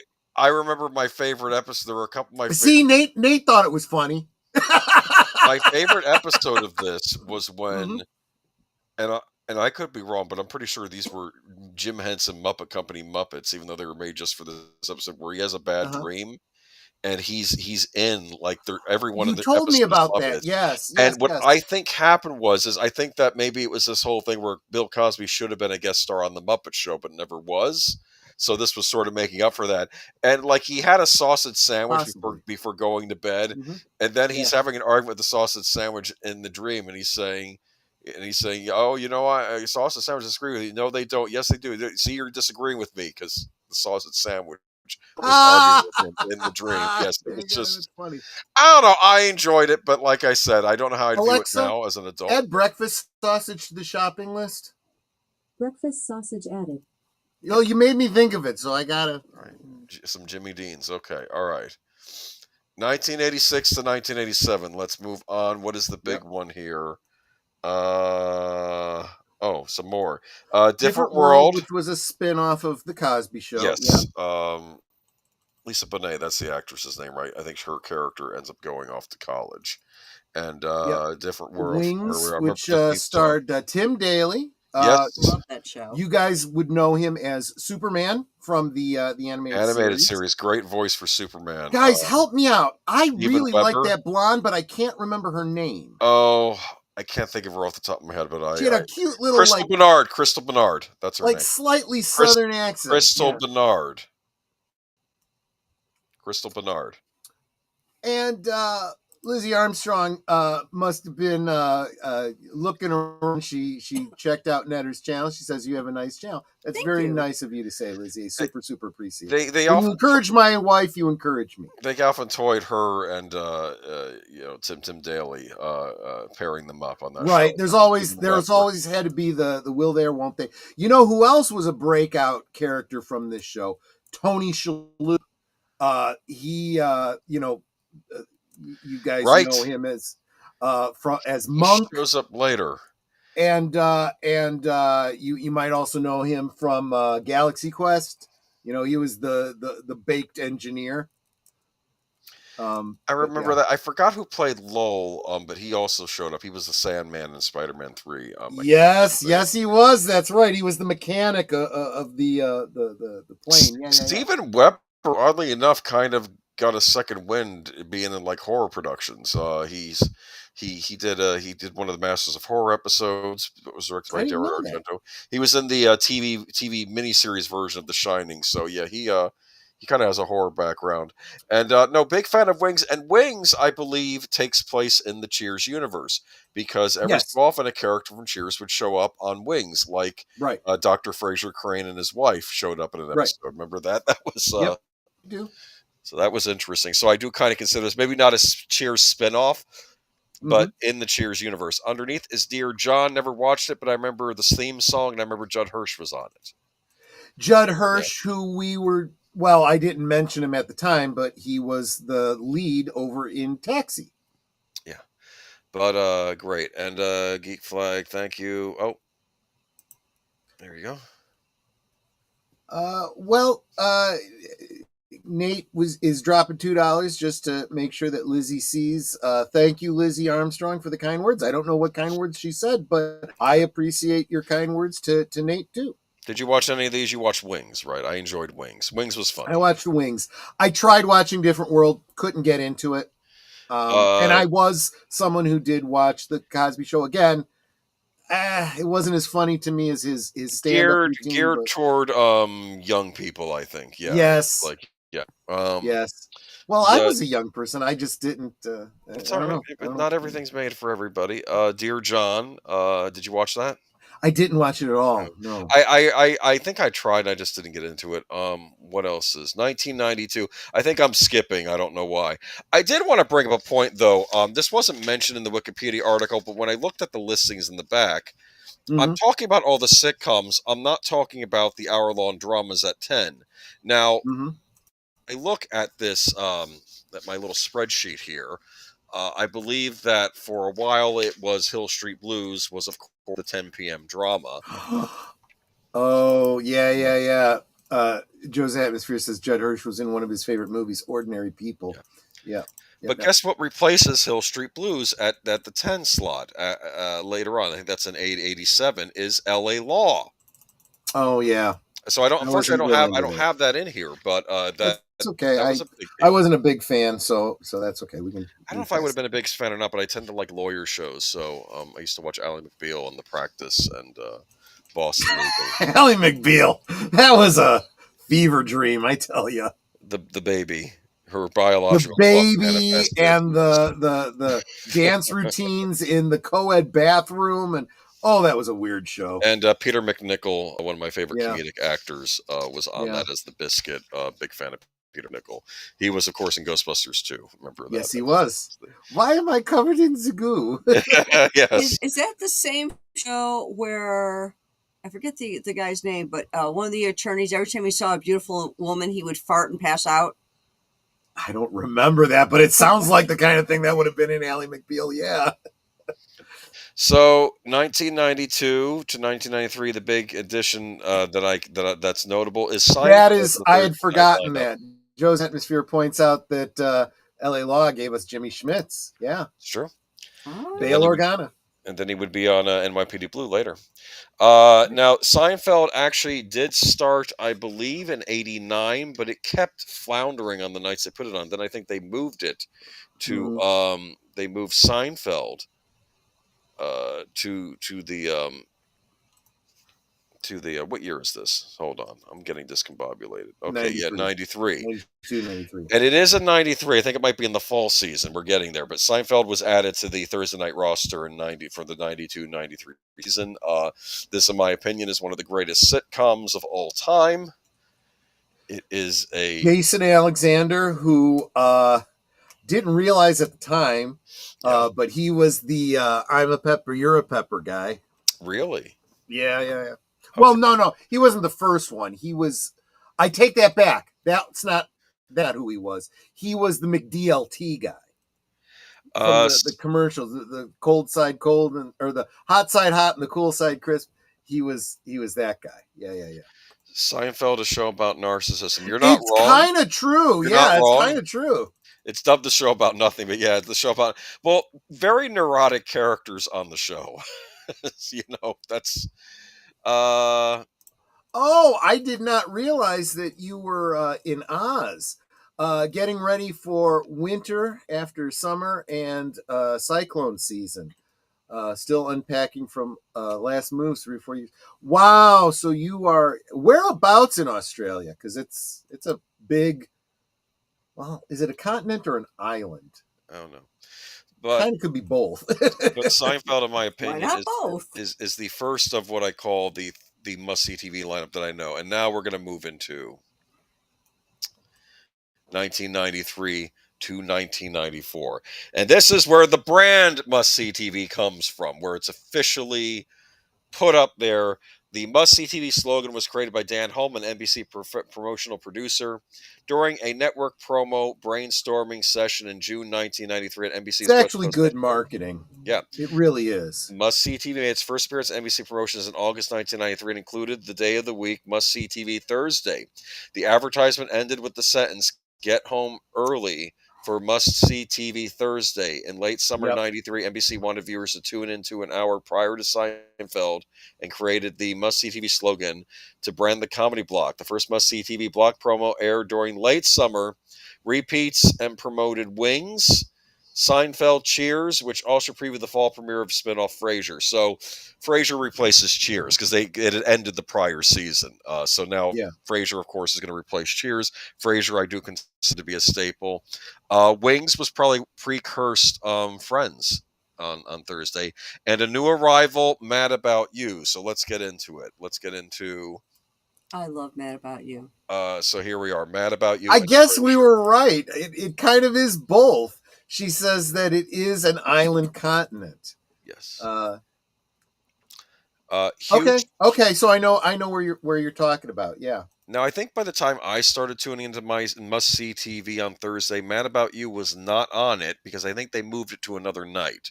I think that was either a Wednesday night or a Tuesday night to come on NBC, but it did start. I did like Mad About You. Yes. Starts here. Netter and I have come to. Or at least when the show was running, we felt like it was a show about us. Paul Reiser and Helen Hunt. So much like us. Yes. They were so much like us. And a show that takes place in the same narrative universe as Friends. They had crossover. Yes. Yeah, some of these shows you could feel are in the same universe. Others aren't. Like, I think Seinfeld is in its own self-contained universe. There's no spin-offs for that. Frasier, of course, being a spin-off of Wings. Cheers. And Wings, exactly. No, I mean, Wings isn't a spin-off. Same universe. But it was same universe, yeah. I mean, because you'd have crossover with characters. I know you're a big fan of Frasier as well, right? I really am. Yeah. I'm a big fan of Kelsey Grammer, period. And of course, you had the Phoebe Ursula character from Friends doing crossovers. Same actress. She played twin sisters. One was on Mad About You. The other was on Friends. Yeah. But yeah. So now it really is 93, 94. Where I think the must-see TV that I knew and grew up, because I see it as a 90s phenomenon. I see certain things as 90s things. I see Simpsons as a 90s thing, even though it's still on the air, which is weird. I see the X-Files as 90s. I see... By the way, I do have all of Mad About You on DVD. Yeah, and I think Frasier's all on DVD. And I remember there was always this thing with Frasier's brother was on it, Niles, right? Right. Who I believe... Yep. I forgot. No, he wasn't. I wonder who did he voice? He voiced somebody on a cartoon. I know. Kelsey Grammer, I believe, voiced Sideshow Bob on He Simpsons. voiced Sideshow Bob. That's right. Yeah, Niles. Oh gosh, I'm having. Didn't he do one of the voices in Hellboy? He did the voice of. You're right, Abe Sapien. Abe Sapien. Yes. Yeah, that's what it was. But because Kramer was subletting his apartment for Paul. Okay, from Paul. Okay, interesting. Oh, that's right. That's right. Yeah. But and of course you had the English nanny, I believe, who helped them out, who his brother was in love with. Remember, I forgot her name. Was it Daphne? I think it was Daphne. Daphne. Yes, it was. Yeah, and their father was on here, who was more of a working class guy, which I thought was odd. And you realize, no, they're upper class stuff that came from the mom, right? I think so. I'm gonna actually agree with Joe's atmosphere here. 2 stars I never got the popularity of: Helen Hunt and Jennifer Aniston. I agree with you. I have nothing against them, but there's nothing that really stands out to me either. I will say, though, that I did like Jennifer Aniston as we didn't even talk about this one. There was a very, very short-lived TV series of Ferris Bueller's Day Off. She played the sister on that show. And Saturn has a thing. I have a friend. Well, I'm glad to hear that. I was worried about you. That Frasier, that loves. Oh, you have a friend that loves Frasier to the point that 2 of us communicate in Frasier gifts. I like that. That is good. So yeah, of course, and you can come back to these 2 as we go along. But Mad About You, I remember it did move. It did move to another night. It was still a very popular NBC show, but it was Must See Tuesday, which I'm not talking about here. 1994 to 1995, and it's at the tail end of 95 when in fact, I started watching things during the summer, and this is how I got caught up on a certain show. So here are the big ones. We have Friends. Toward the end of 95, that was around when I was graduating high school. This is when I started watching the Must See TV on Thursday. Friends was still a new show. This had its first season. This was a huge deal. I remember, forgive me, who's the one in the bottom left corner? He died recently too. Darn it. I forgot his name. Yeah. Why does this happen to me? David Schwimmer, that's who. Okay. David Schwimmer. David Schwimmer was the guy at the top. Matt LeBlanc was the guy in the lower right. Matthew Perry. Matthew Perry. That's it. Matthew Perry, I had been familiar with because he kept either being characters on other sitcoms, like I think he was Carol's girlfriend on Growing Pains. Carol's boyfriend on Growing Pains, and he ended up dying on that show because it was like a drunk driving PSA, and he died, I think. And then they did pilots of him in other shows that looked good, but then they didn't stick. I felt like Matthew Perry kept having bad luck as an actor. Not every sitcom he was on or something he would stick. So it was funny seeing him on this, and then this one finally takes off. Courtney Cox, Jennifer Aniston. Robert's Infinite Realm says, I don't have 6 friends with perfect hair, so I can't relate. Of course, you had Courtney Cox, who... as far as I knew when we watched this, she was the girl from the Dancing in the Dark video who gets up on stage and dances with Bruce Springsteen. And then to the right is ER, short for emergency room. Yep. It was a big hospital drama. Now, I don't remember the show that well. I don't remember the characters very well, except for the bloke on the right. That was Eric LaSalle. Yeah, very good actor. I remember him. Everyone's good on this show. I just thought he was cool. Yeah. And he's got this the opening is always exactly the same, and he's got this little like karate move he does from one of the episodes. And I loved his name, Eric. So I stole it and used it for my favorite D&D character. The character's name comes from Eric LaSalle, and with the last name Lavenza, which is the maiden name of Frankenstein's wife, and the characterization is based on Robert Downey Jr.'s character from the movie Restoration. Oh, now I would that's a good love. movie. It's a great. I know no Netter's seen it. We watched it together. I would love to know if anyone else in the chat has ever heard of Restoration, with Robert Downey Jr. and Meg Ryan, and some other people you've probably heard of too. Courtney Cox was Tom Cruise's girlfriend in He-Man. Yes, I guess so. Yeah, okay, I'll take your word for that. My mother liked ER at least until that's the one, yeah, where Clooney was a doctor on that show. Yeah, Clooney, by the way, who was George Clooney. George got his start on Facts of Life, which was a spinoff of Different Strokes. George Clooney, yeah, he was the big, I guess I want to say the heartthrob actor on here, but I think he was middle-aged at this point, but he was, or at least in his 30s, I would say. I always liked his haircut. I adopted that haircut in the 90s. I would get the short, what's known as in hair salons as a clipper cut. I would have too, if I still had hair. Yeah, because this is like the mid 90s, so I had more of a Jack Nicholson thing going on at the time, Bruce Willis, you know. So anyway, if we look at this though, we have ER though. I've watched over the past week. They have little clips from episodes on YouTube, and I forgot just how strong a drama this was. I keep something in mind too, especially in high school. I'm not a fan of medicine, hospitals. I never wanted to be a doctor. I took an anatomy and physiology class in high school that I hated. I wanted nothing to do with it. Yet I watched this show because it was just that good. It was that well acted. Oh my gosh, Lynn Green. I had no idea. This comes so far out of left field for me. George Clooney, the goofy sidekick from Return of the Killer Tomatoes? Really? Yeah. I gotta look into this now. Wow, thank you so much, Lester San Jose, the Skeptic Tank, celebrating 10 months of membership. World was our oyster in the late night 90s TV. I think I was in that phase where I was into In Living Color. Oh, I remember that. In Living Color. I used to watch that. That one I watched regularly when it was on. Yeah. Living Single. I don't remember that show, but I remember the name rings a bell, but I don't know if I watched it. Martin was very popular. Was that Martin Short? Martin Lawrence. Oh, okay. Sorry. Yes. Mm-hmm. Meanwhile, I was a Friends, Seinfeld, must-see TV latecomer. Okay, so was I. Like I said, it wasn't until summer of '95 where I think I caught the end of like the seasons, and I decided to stick it out.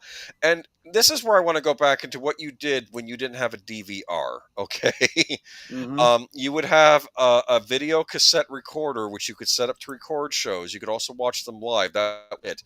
And if your video cassette recorder didn't work because either you were too inept to set the timer, which I was usually pretty good at. As always, your high school chemistry teacher would be like, I didn't know how to. I can't set my VCR. Yes, I know. I know, but I could usually figure it out unless there was a power outage in your house. Even if it was only for a brief second, your VCR gets reset. Nothing's going to be recorded that night.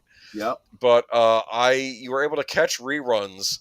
There were a couple times when you can catch reruns if you miss an episode. When they get through their first sweeps run at the beginning of the season, they'll repeat the episodes earlier on that season during the downtime, like during December. You know, another thing and then during the summer they'll usually start fresh. You can watch the whole season over again. Yeah. Another thing that you could say about this era where VCRs were starting to come into vogue was if you did miss an episode, it was still must-see TV. You could ask your friends, hey, did you happen to record Friends last night? And if they did, you go over to their house and watch it with them.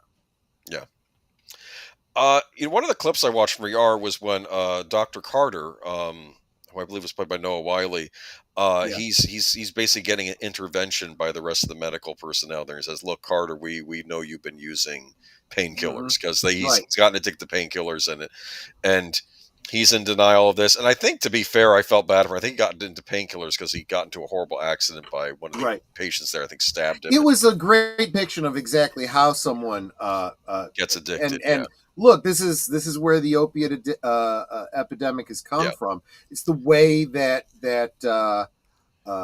painkillers are used, overused, and abused. Honestly, it's what happened to Prince. Yeah. When you have chronic pain, opiates are not a good long-term treatment. And what happens is, and it's just insidious, the way that the pain management works in your system is once you start introducing an opiate, your body stops treating the pain itself and doing the things you need to do to heal. And eventually it will actually start antagonizing the pain to get you to keep taking the drug. It's just a terrible, terrible thing. Yeah. But anyway. But and yeah, it is, and he basically, everyone's saying, there's a clinic, I think in Florida, so they're going to send him to a clinic, and so 3 months and get clean, and you can come back. Or so, what if I don't? I'm fired. Yes, you are if you don't do this. And he's like, screw this, and he leaves. And then Dr. Benton Eric LaSalle, who was actually Carter's mentor, he's the one that took him on when he first showed up. He's like, no, I'm not letting him just walk away. And he goes out and he confronts Carter, and then finally Carter just decks him, and then Carter starts to cry, and then he realizes, I need help. So it was just a very powerful scene, and I like the fact that Dr. Benton, he's not going to let Carter throw his career away and all that. It was wow. So it was just it's a good show. Yeah. And I believe Steven Spielberg was a producer, and I think Michael Crichton was heavily involved in it too. As I remember. That's right. That's why the medical aspects of it were probably so good. Yeah. But moving on to 1995, 1996. Let's see. This is where we start having shows that I just didn't watch. This is actually a great point. Robert's Infinite Realm says, the thing is, you could miss an episode in those days, and often it wasn't a big deal. Yes. It was only when actors left or written out that it still wasn't really a big deal. It was like what happened to them, and it was just usually the one episode you missed, and someone could fill you in on that minor detail. Because television back then was episodic. In nature. Now, it doesn't mean that events that happen in prior episodes, of course, could shape events that happen in later episodes, but it wasn't. Even the X-Files, they would have their mythology episodes, but they were only like 4 or 5 times a season. So a lot of the time it was Monster of the Week or other phenomena that, Mulder and Scully had to deal with. Same goes with ER. And I think when what actually television eventually becomes like shows like Lost, which are continuing storylines where you really do have to keep up with what's happened before. People believe that happened was because the run times of shows became shorter, and there's just not enough time to tell stories with shorter blocks, and that's why they started going to these more long form plots over seasons in later TV shows. So the Single Guy, I do not know this show at all. Jonathan Silverman? Is that Ernest Borgnine? I believe so, yes. Holy cow! How did I not know Ernest Borgnine was in a sitcom? And Jonathan Silverman's another one of these actors. I believe I remember him starting in Weekend at Bernie's, right? If I'm not mistaken. And then I think so. And then he went on to be in How I Met Your Mother, I believe, right? Wasn't that his big sitcom? I believe. Was he on that? Was he in How I Met Your Mother? I've seen The Single Guy. I just don't remember it. I don't remember it at all. Carolyn in the City. I know I watched it because I like the lead actress. Yes. But I don't remember a damn episode at all. These shows did. Caroline was a cartoonist. She used to do the cartoon panels. Right. Okay. And I didn't remember that much about it. Yeah. And the cute guy in the white t-shirt, I believe, was her assistant. Was he the will they or won't they character? All these shows have one. And I can't remember now if it was the guy in the blue shirt or the other one in the glasses was her manager, and the other one was her boyfriend. Yeah. Okay. I think the blonde was her boyfriend, and the dark-haired one was her manager. Gotcha. And then, of course, her best friend. Right. Yeah, Caroline in the City. I don't think it was a complete disaster, but it didn't. Caroline in the City, previously both shows entering top 10, did well in the beginning. A lot of these shows do well in the beginning, and then they taper off. It did well in its first season, but then it didn't do so hot later. Let's move on to 96 to 97. I'm actually going to say Robert's Infinite. Yes, I get what you're saying about Babylon 5, but I think, yeah, you're probably right about that. That was odd, though. That was odd for the time. And Babylon because 5 I was going to say it was also Deep Space Nine, but Deep Space Nine didn't start out that way. It started doing it after Babylon 5 did. So I think you're right. But yeah, so let's move on to Suddenly Susan. Suddenly Susan, of course, I watched this Shields. all the time. I was a huge Brooke Shields fan. Always was. Again, another one that starts out big hit and then tapers off later on. Like, for some reason, these shows didn't have staying power. I'm not exactly sure why. 97 to 98, we're going to kind of be pulling through. Veronica's Closet. Another one, Veronica's Closet, I watched because, let's face it, Kirstie Alley, absolutely. She was on Cheers. She was struggling with her weight throughout this show, and I felt really bad for her, but I always liked Kirstie Alley. Yeah. And I'm trying to think of other names. Like, you start running into sitcoms that you just don't even remember. Like Jessie, Christina Applegate. I like her, but did you ever watch this? I must have done because I just don't remember it. No, I probably watch it avidly. Well, I'm starting to think like these shows just aren't taking off at this point. 99 to 2000, Stark Raving Mad, which I kind of miss this because I this is what I meant to watch more of because I like the concept. I mean, Tony Shalhoub, obviously, and Neil Patrick Harris. I was just gonna say Doogie Howser. Now, is Tony Shalhoub like a Stephen King style writer, and then Neil Patrick Harris is his editor? I don't know anything about this show. I didn't know it existed. I think that's what it was like. Like, he's a little off because he's like a Stephen King type, or like a horror writer, like a Peter Straub, and he's like I think he was played like his editor that was trying to keep him in check from not going off the deep end or something. You know, like it was. I could be wrong there, and I don't know if he had spent time in a. Lester is asking, is that Reese Witherspoon? I don't think her chin is long enough to be. No, I don't think so. I think Reese was still big by the time we get. She had been an election. She's got a beauty though. She does look like Reese Witherspoon. I'll tell you. Maybe it's her sister. I don't know. It could be. Actually, you joke, but I think doesn't Reese Witherspoon have a sister who's an actress? Stark Raving Mad. Who's the pretty blonde on Stark Raving Mad? Okay. I think if I put in who's pretty blonde, they're not going to tell me. Well, right. Dory Barton. Yeah, I don't know who she is, but there you go. Dolly Parton? Oh, it's Barton. Dory, Dorie. Barton. Barton with a B. Okay. All right, well, never mind. Not related. Yeah, not Dolly Parton.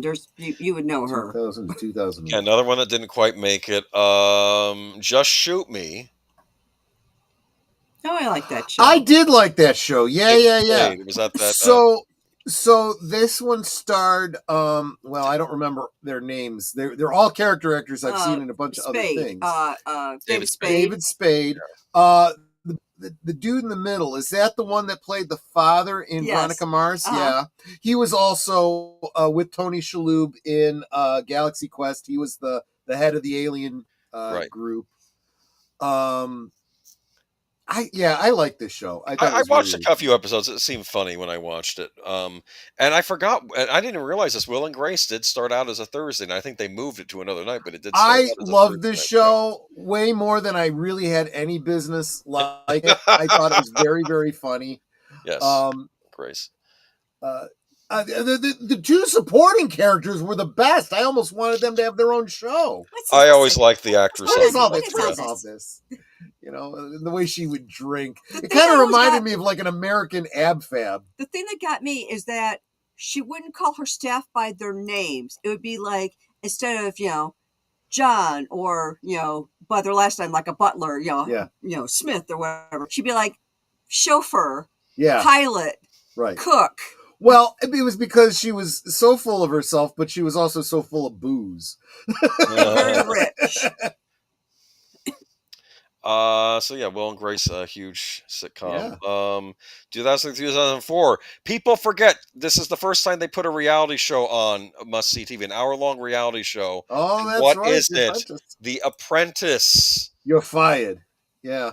This is the big Donald Trump series. I always Mhm. find it fascinating how the media became obsessed with tearing him down when they were the ones that built him up. It was very That's weird. true. That's very, And very this was true. a huge show. I didn't realize that they had stuck this on Thursdays at one point, and this did make it Mhm. to a Thursday night lineup, which is weird.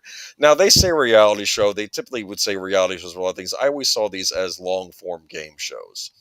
This is a game show. If you win the Apprentice, then you get to get a job in Trump's organization. That's what it was. I always liked the Celebrity Apprentice more when it was on because there was a wonderful episode where Gene Simmons of Kiss was leading a team, Yes. and Mhm. they had to do a presentation, like do a sales pitch for Kodak, the camera Mhm. company, right? And Right. this is the first time Simmons' team lost, and of course you have to you bring in yourself and two other people and tell Trump who should be fired. Gene Simmons comes in there and says, "I don't think anyone should be fired. Kodak was wrong." There you go. There you And go. he was arguing with Trump. Trump's like, "You got to pick somebody." No, I don't. Like, because he's basically saying Yeah. it was the client was wrong, not us. They made the wrong decision by going with the other team. I think Trump had to let Gene Simmons go at that point, which I disagreed Right. with. I like Gene Simmons on that show. He was funny, but anyway. The influencer is not an occupation. Welcome. It's good to see you again. The Wayans brothers. Yeah. We were In Living talking about Color, that was their In big. Living Color Yeah. It briefly. That we didn't even cover was a that Fox show. network, but there was We a may lot do of a great. Fox stream. Talk about We Fox. may have to sometime. do just Fox in general. We'll do a Fox stream. Game show where you win a job. What's the runner-up get? Jury duty. I like Funny. that. That's Well, when actually it a got great to idea. Celebrity Apprentice, you would get money to give to a charity of your choice. So, Right. Yeah. and I think, And I'm pretty sure that a lot of these celebs, if they didn't win, they would still contribute a big Sure. sum to that charity. but maybe it was like a match or something, like he'd match Yeah. you or something. But I think this ended with Piers Morgan. One of the seasons ended with Piers Morgan versus Trace Atkins, the country singer, which Oh, was wow. interesting. Yeah. Yeah. So moving on to 2005 to 2006. This is the end because they retired Must See TV after the season. Yeah. Two big shows that were introduced on Thursday Night Lineup is My Name Is Earl. Did you Yep. watch that? Nope. Okay, neither did I. But I know it was a popular show, and of course, The Office, which is my opinion one of the last real huge network situational comedies done in documentary style, like they're Yep. making a documentary up about people that work at I want to say a paper plant. I think they sell Yep. paper.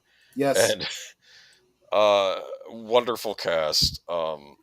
Great cast. Yeah. Never watched the show. It's a brilliant comedy. To be Another fair, one though, based on a British sitcom. Yes. Same premise. Ricky Gervais. I think what was funny is I think Ricky Gervais showed up in a couple episodes, and you realize, oh, this takes place in the same universe as the British Office. It's just, Yeah. But yeah. But I never watch the Carell. show, but I use memes from this show all the time. Steve Carell was brilliant on this show because he plays Michael Scott, who's the manager, and he's a terrible, terrible manager.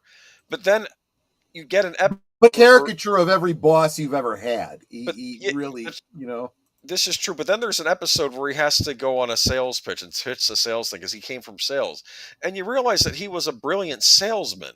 Like he was very personable. He knew how to talk to people, right, and how to relate to people, and he was just good at that. And you realize this is what happens in these organizations. You end up being great at sales, and then they bump you into a position you're not qualified for, which is management. Right. It's two different Pretty things. much, yeah. It's but yeah, personally, I love the English version. The American version sucks. So, I love the American version. Sometimes that's the way it goes. There was a British show that lasted for 4 seasons called Coupling. And Netter and I love the show. It is hysterical. It is a bit risque. It was written and created by Stephen Moffat, that many of you know from Doctor Who. And they wanted to bring it to the US, so they literally they recreated all the sets here in the United States. They were identical. they recast all the characters, but the characters were identical, and they used the exact script from the pilot episode. The pilot episode in England is gut-bustingly funny. The American version, I don't even crack a smile. Yeah. It is just the delivery. It's just, it doesn't, there's something about it. It didn't work. The chemistry wasn't there. Not at all. Not at all. Bring up Influencers Not Occupation. He's bringing up Full House. Influencers Not Occupation. That is TGIF. Thank goodness it's funny. This is must-see TV. Oh, Boomer. See, this is why I had to get my 70s shows in before he, the young whippersnapper. This is a coined phrase. Now, thank goodness it's funny. We could always do that for another stream. That was the ABC Friday night sitcom lineup, which was more family-oriented. Yeah. Stuff like Family Matters, Mr. Belvedere, Full House. What was the other big one? There was a U.S. version of Red Dwarf? Duffy. What? Did you know about that? I didn't know there was. But there was a U.S. version of Red Dwarf. I had no idea. I have no interest either. Look, I enjoyed The Office a lot. By the way, you know that one meme you probably know of Michael saying, "No! No! Please, no! This is fun. Okay, yes. So on the show, there was a character named Toby, and Toby was the HR guy. Right. Michael Scott hated Toby, the HR guy, and Toby was like, "No, Michael, you can't be doing this or something, like, because it'd be something dangerous." Mike goes, "Oh, thanks, Toby," and and then finally he acted like, I think Toby had left the prior season, like he was going to go to another country or something, and they're all having brownies. Oh, excellent! And Michael Scott's great. These are welcome back for Toby being here. Oh, very funny. Very funny, because it turns Toby out to be true, yeah. And then he walks back and says, "Well, it's by the desk." And so practically, and he goes by the back desk, and he's like, "Oh, no, Toby here!" And then he turns around, it's Toby, and then he screams, "No!" Instead of walking him back, he just screams, "Dear God, no!" This Lynn is talking about the American version of Red Dwarf. She says the pilot on one of the they did. Was the entire season of the British show condensed down into 30 minutes. That had to suck. And I'll tell you, I've seen things like that before. I'll tell you why they did that. They wanted to get through the basic story to get you up to date so they could tell their own stories, which is a horrible, stupid reason to do it. I remember when they made Stephen King's It. I had read the book, It, right? The made-for-TV movie, which everyone seems to love. It was a two-part miniseries. The first episode, the first 2-hour episode, represented basically the prologue of the book, and then the whole rest of the book was condensed down into the second half. So I know how frustrating that can be. Yes, I like Tim Curry though in that. Oh yeah, he made it. Well, him and Annette O'Toole. Yeah, she's good in anything. Yes, the end, and I did especially cat people. Yes, I do have this one last pick here for me. This is must see TV.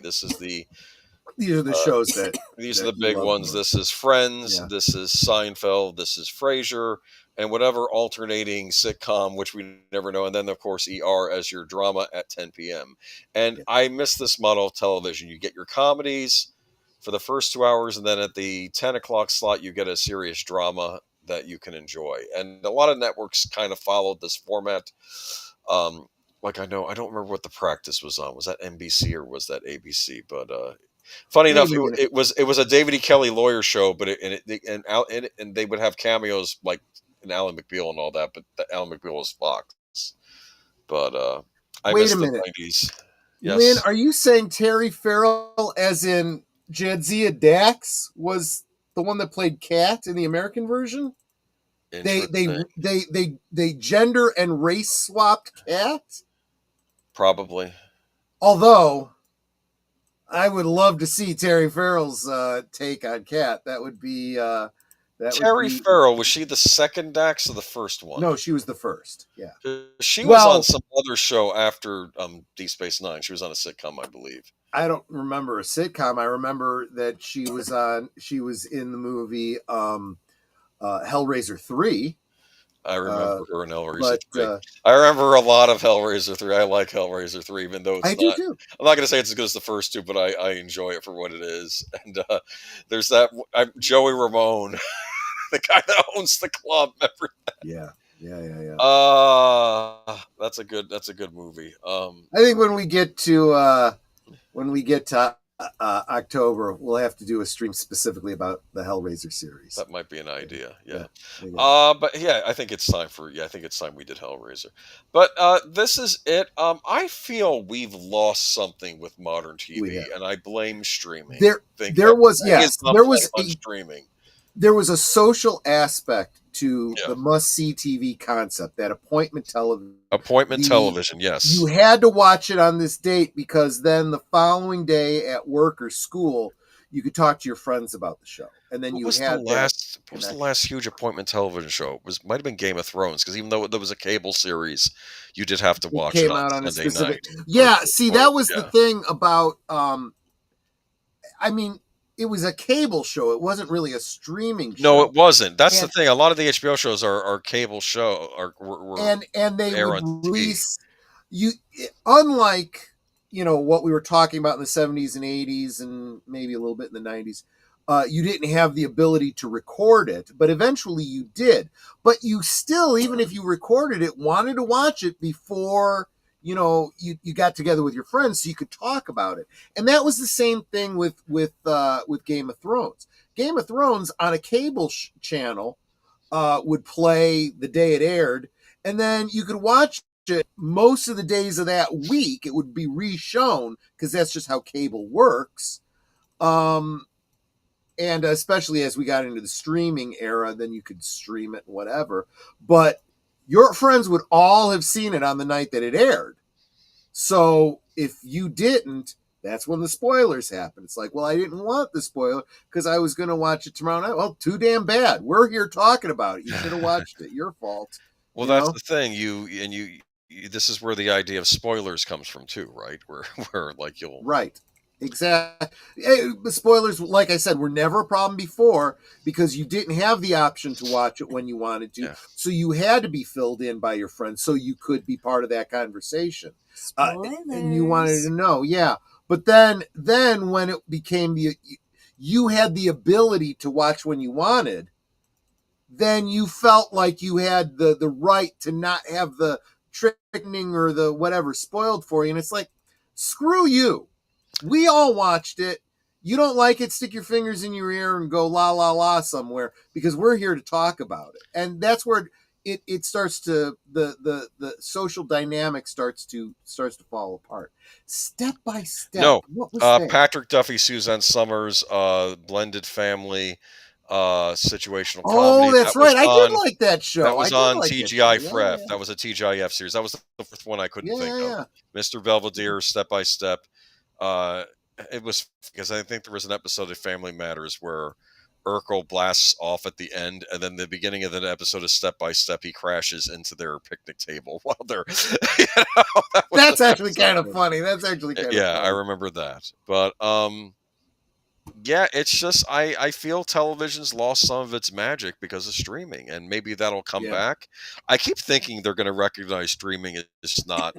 I mean, think about the TV shows people talk about, though. They're talking about Netflix series now, if they talk about anything. Because what's the biggest show of this decade, as far as I'm concerned? It's Cobra Kai. Yeah, I mean, which I'm still behind on. I finished it today. You will not be disappointed. Oh, I'm sure I won't. I will. Well, and if nothing else, I will definitely be getting the DVDs because I've got all the other seasons. So yeah, I've enjoyed it. Whoever would have thought a show about Johnny Lawrence would make you root for Johnny Lawrence, but it does. But it's good writing. Yes, good writing. And now I guess that's going to segue into the new Karate Kid coming out too. Yeah, but Cobra Kai and Bluey. Yeah, I I've don't not even watched know. Bluey. That's on I've never that's a seen Disney. Bluey. That's a very popular Australian kids show that's on Disney Plus. And that's it though. And appointment television. I mean, We may essentially have to that's what's revisit left. this for some of the other networks and whatnot, but this whole idea of coming together. I mean, and I guess in a way, these kinds of shows, these what we're doing here, it's kind of become must see YouTube, must see whatever, Must see streaming. I guess. But it's you're talking about the topic at the time together. So I again trying to keep those kinds of things alive because we've kind of lost out on that. I finished Andor, really good, but won't save Star Wars. Yeah, well, this is what I'm starting to realize. Disney has done so much damage to their brand that people are staying away from good stuff that they do because they're so few and far between. I've had a lot of people say that the Thunderbolts was good, but nobody wants to go see it because they've lost the momentum. Everything else they've done has sucked so bad. Why are they going to go see the one show about a bunch of characters they don't know that is going to lead into a bunch of other crap they don't want to see? And the same thing with Andor. Everyone's saying Andor is so good, but everyone is saying, yeah, but we know where Star Wars goes. It all leads to the sequel trilogy, so who gives a crap anymore? So I met David Hyde Pierce, who played Fraser's brother in real life at DC Planet Hollywood. Oh, that's neat. Oh, that's pretty cool. But yeah, and that's must see TV. This was the big this was a big thing in the 90s. There were other big things in the 90s, and I kind of miss it. I kind of miss appointment television, and I'm trying to think of what's currently appointment television right now. There isn't anything, at least not on terrestrial television anymore. Because with Netflix, you just binge it. With Netflix, you binge it because they just put the whole season on there, which in some ways is good. And it's so difficult because not everyone has the same availability for binging, and now there's almost this realization that you seen it all? You haven't seen it all yet. Okay, I won't say anything. Well, by the time I've finished seeing it, you're already on to something else, and maybe you don't want to talk about it anymore. It really kills, all of that. I don't know. I don't know. But what do we got coming up, my friend? What do you have coming up tomorrow? First, tomorrow night, or I guess later tonight for some of y'all, over on Big Al's channel, we'll be watching Fantastic Voyage. Because it's for Al, this is Miniaturization May. Sunday, we will be watching.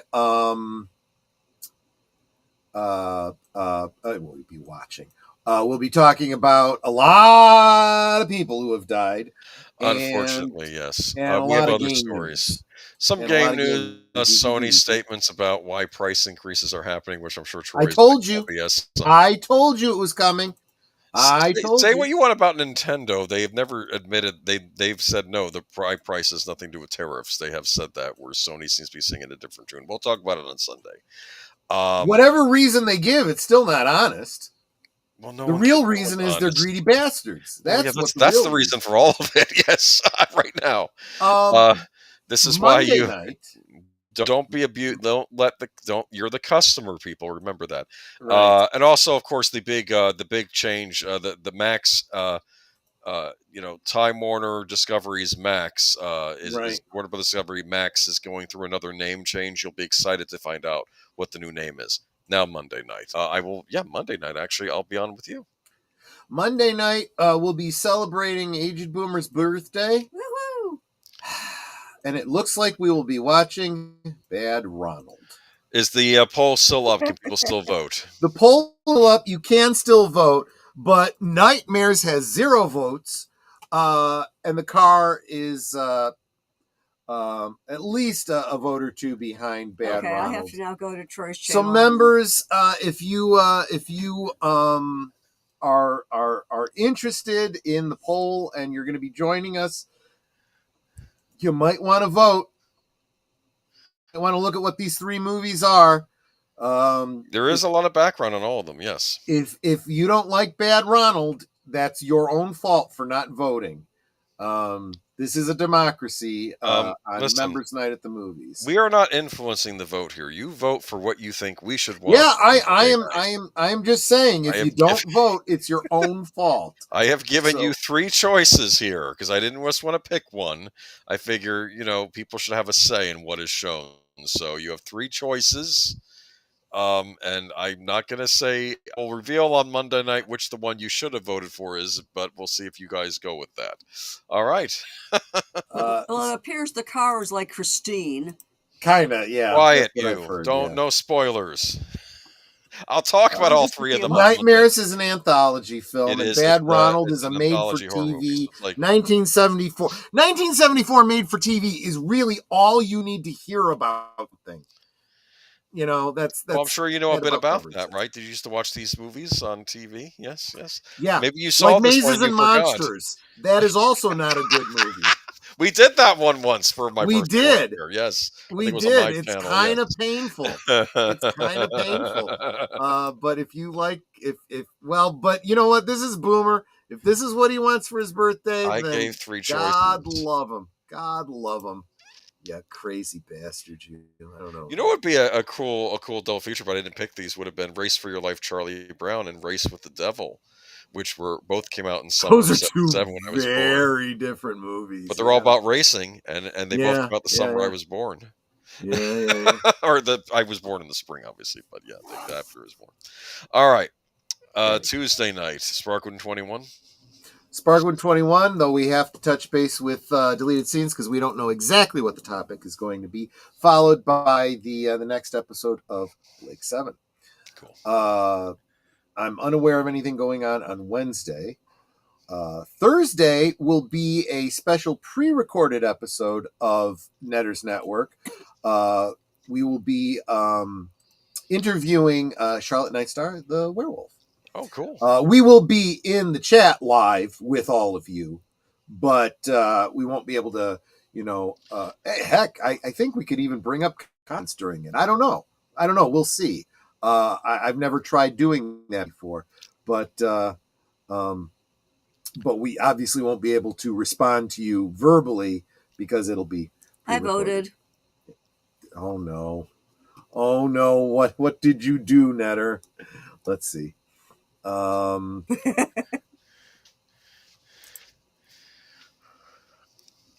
Did you vote for Bad Ronald? No. Oh, you voted for Nightmares. Okay. Nightmares, yeah. Okay, there you go. I looked at synopsis for all 3 of them, and that one sounds most interesting to me. Okay. Yeah. That's a long shot, though. But members, maybe get over there and get over to my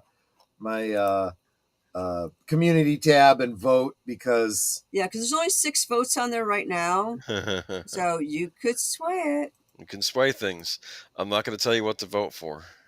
Is there anything interesting being released in the theaters this weekend? No, I don't know. When does Karate Kid Legends come out? I know that's upcoming. I know the new Mission Impossible. I think that might already be out. I don't know, but I don't know. Yeah, I don't know. I know Karate Kid Legends is coming out soon. So that brings us to Wednesday. Nothing going on Wednesday. Thursday, you already did that. No, we already covered next Tuesday. Friday. Next Friday. Yeah. I had a couple topic ideas. I think we. Oh, actually, I've got an idea. Unless what you have in mind. We can postpone it. It's fine. It's nothing. What I'd like to do next week is I'd like to have a couple guests on. We had a chat during Liquid Lunch this week. We were talking about fan films. Oh, cool. And, do that. Mikey, Seuss 4, and Clifton 3D both big in fan films, have a lot of experience in that. And they said they both said, hey, if you do another stream on this, and I'd love to be a guest. So I'm like, well, why don't we just make this a Friday thing if this is that big a topic? So next week we'll be talking fan films again with Mikey Suze and Clifton 3D. Cool. All right, sounds like a plan. Memorial Day weekend, next weekend, talk about good war movies. That would be a good one. Well, I figure you might be picking something for that Monday. And yeah, I hadn't thought about that. Yeah. And Justice for Jim Phelps. I don't know who that is. I don't know. It's probably important.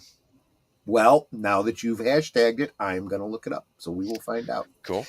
And that is the Week in Review, and that's what's coming up. And is there anything else that you wanted to cover that I didn't cover, Boomer? No, I think we pretty much covered it. Watch, you can still catch these shows. I'll catch up on Frasier. That was the one I didn't watch too much of. I did like what I saw, though, so maybe that'll be my Maybe I hear the blues are calling, tossed salads and scrambled eggs. Yes. Oh, my. And maybe I seem a bit confused. Well, maybe, but I got you pegged. But I don't know what to do with those tossed salads and scrambled eggs. They're calling again. Yeah, eat them. Good night, everybody. Pacelli. Good night, ladies. Good night, sir. Hit it, sweetheart.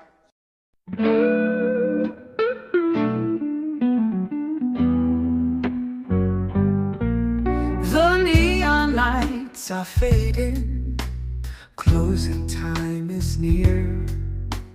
Whispers in the corners, secrets shared sincere. The bartender's polishing the final glass. Time slips away like moving through the grass. Last call for alcohol, make your dreams come true. One more round, friends, from me and you. Let's toast to the night, to the stories we've spun. Here's to the laughter and to what's begun. The shadows are dancing as we linger still. Every clink of a glass, a memory to distill. Beneath this smoky haze, our feelings they unfurl. A tapestry of whispers in this corner of the world.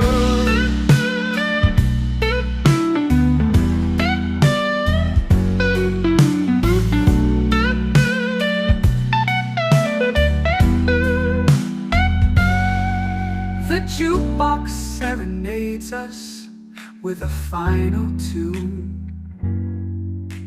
crooning to the lonely and the lovers under the moon. With every soft note, the end draws ever near.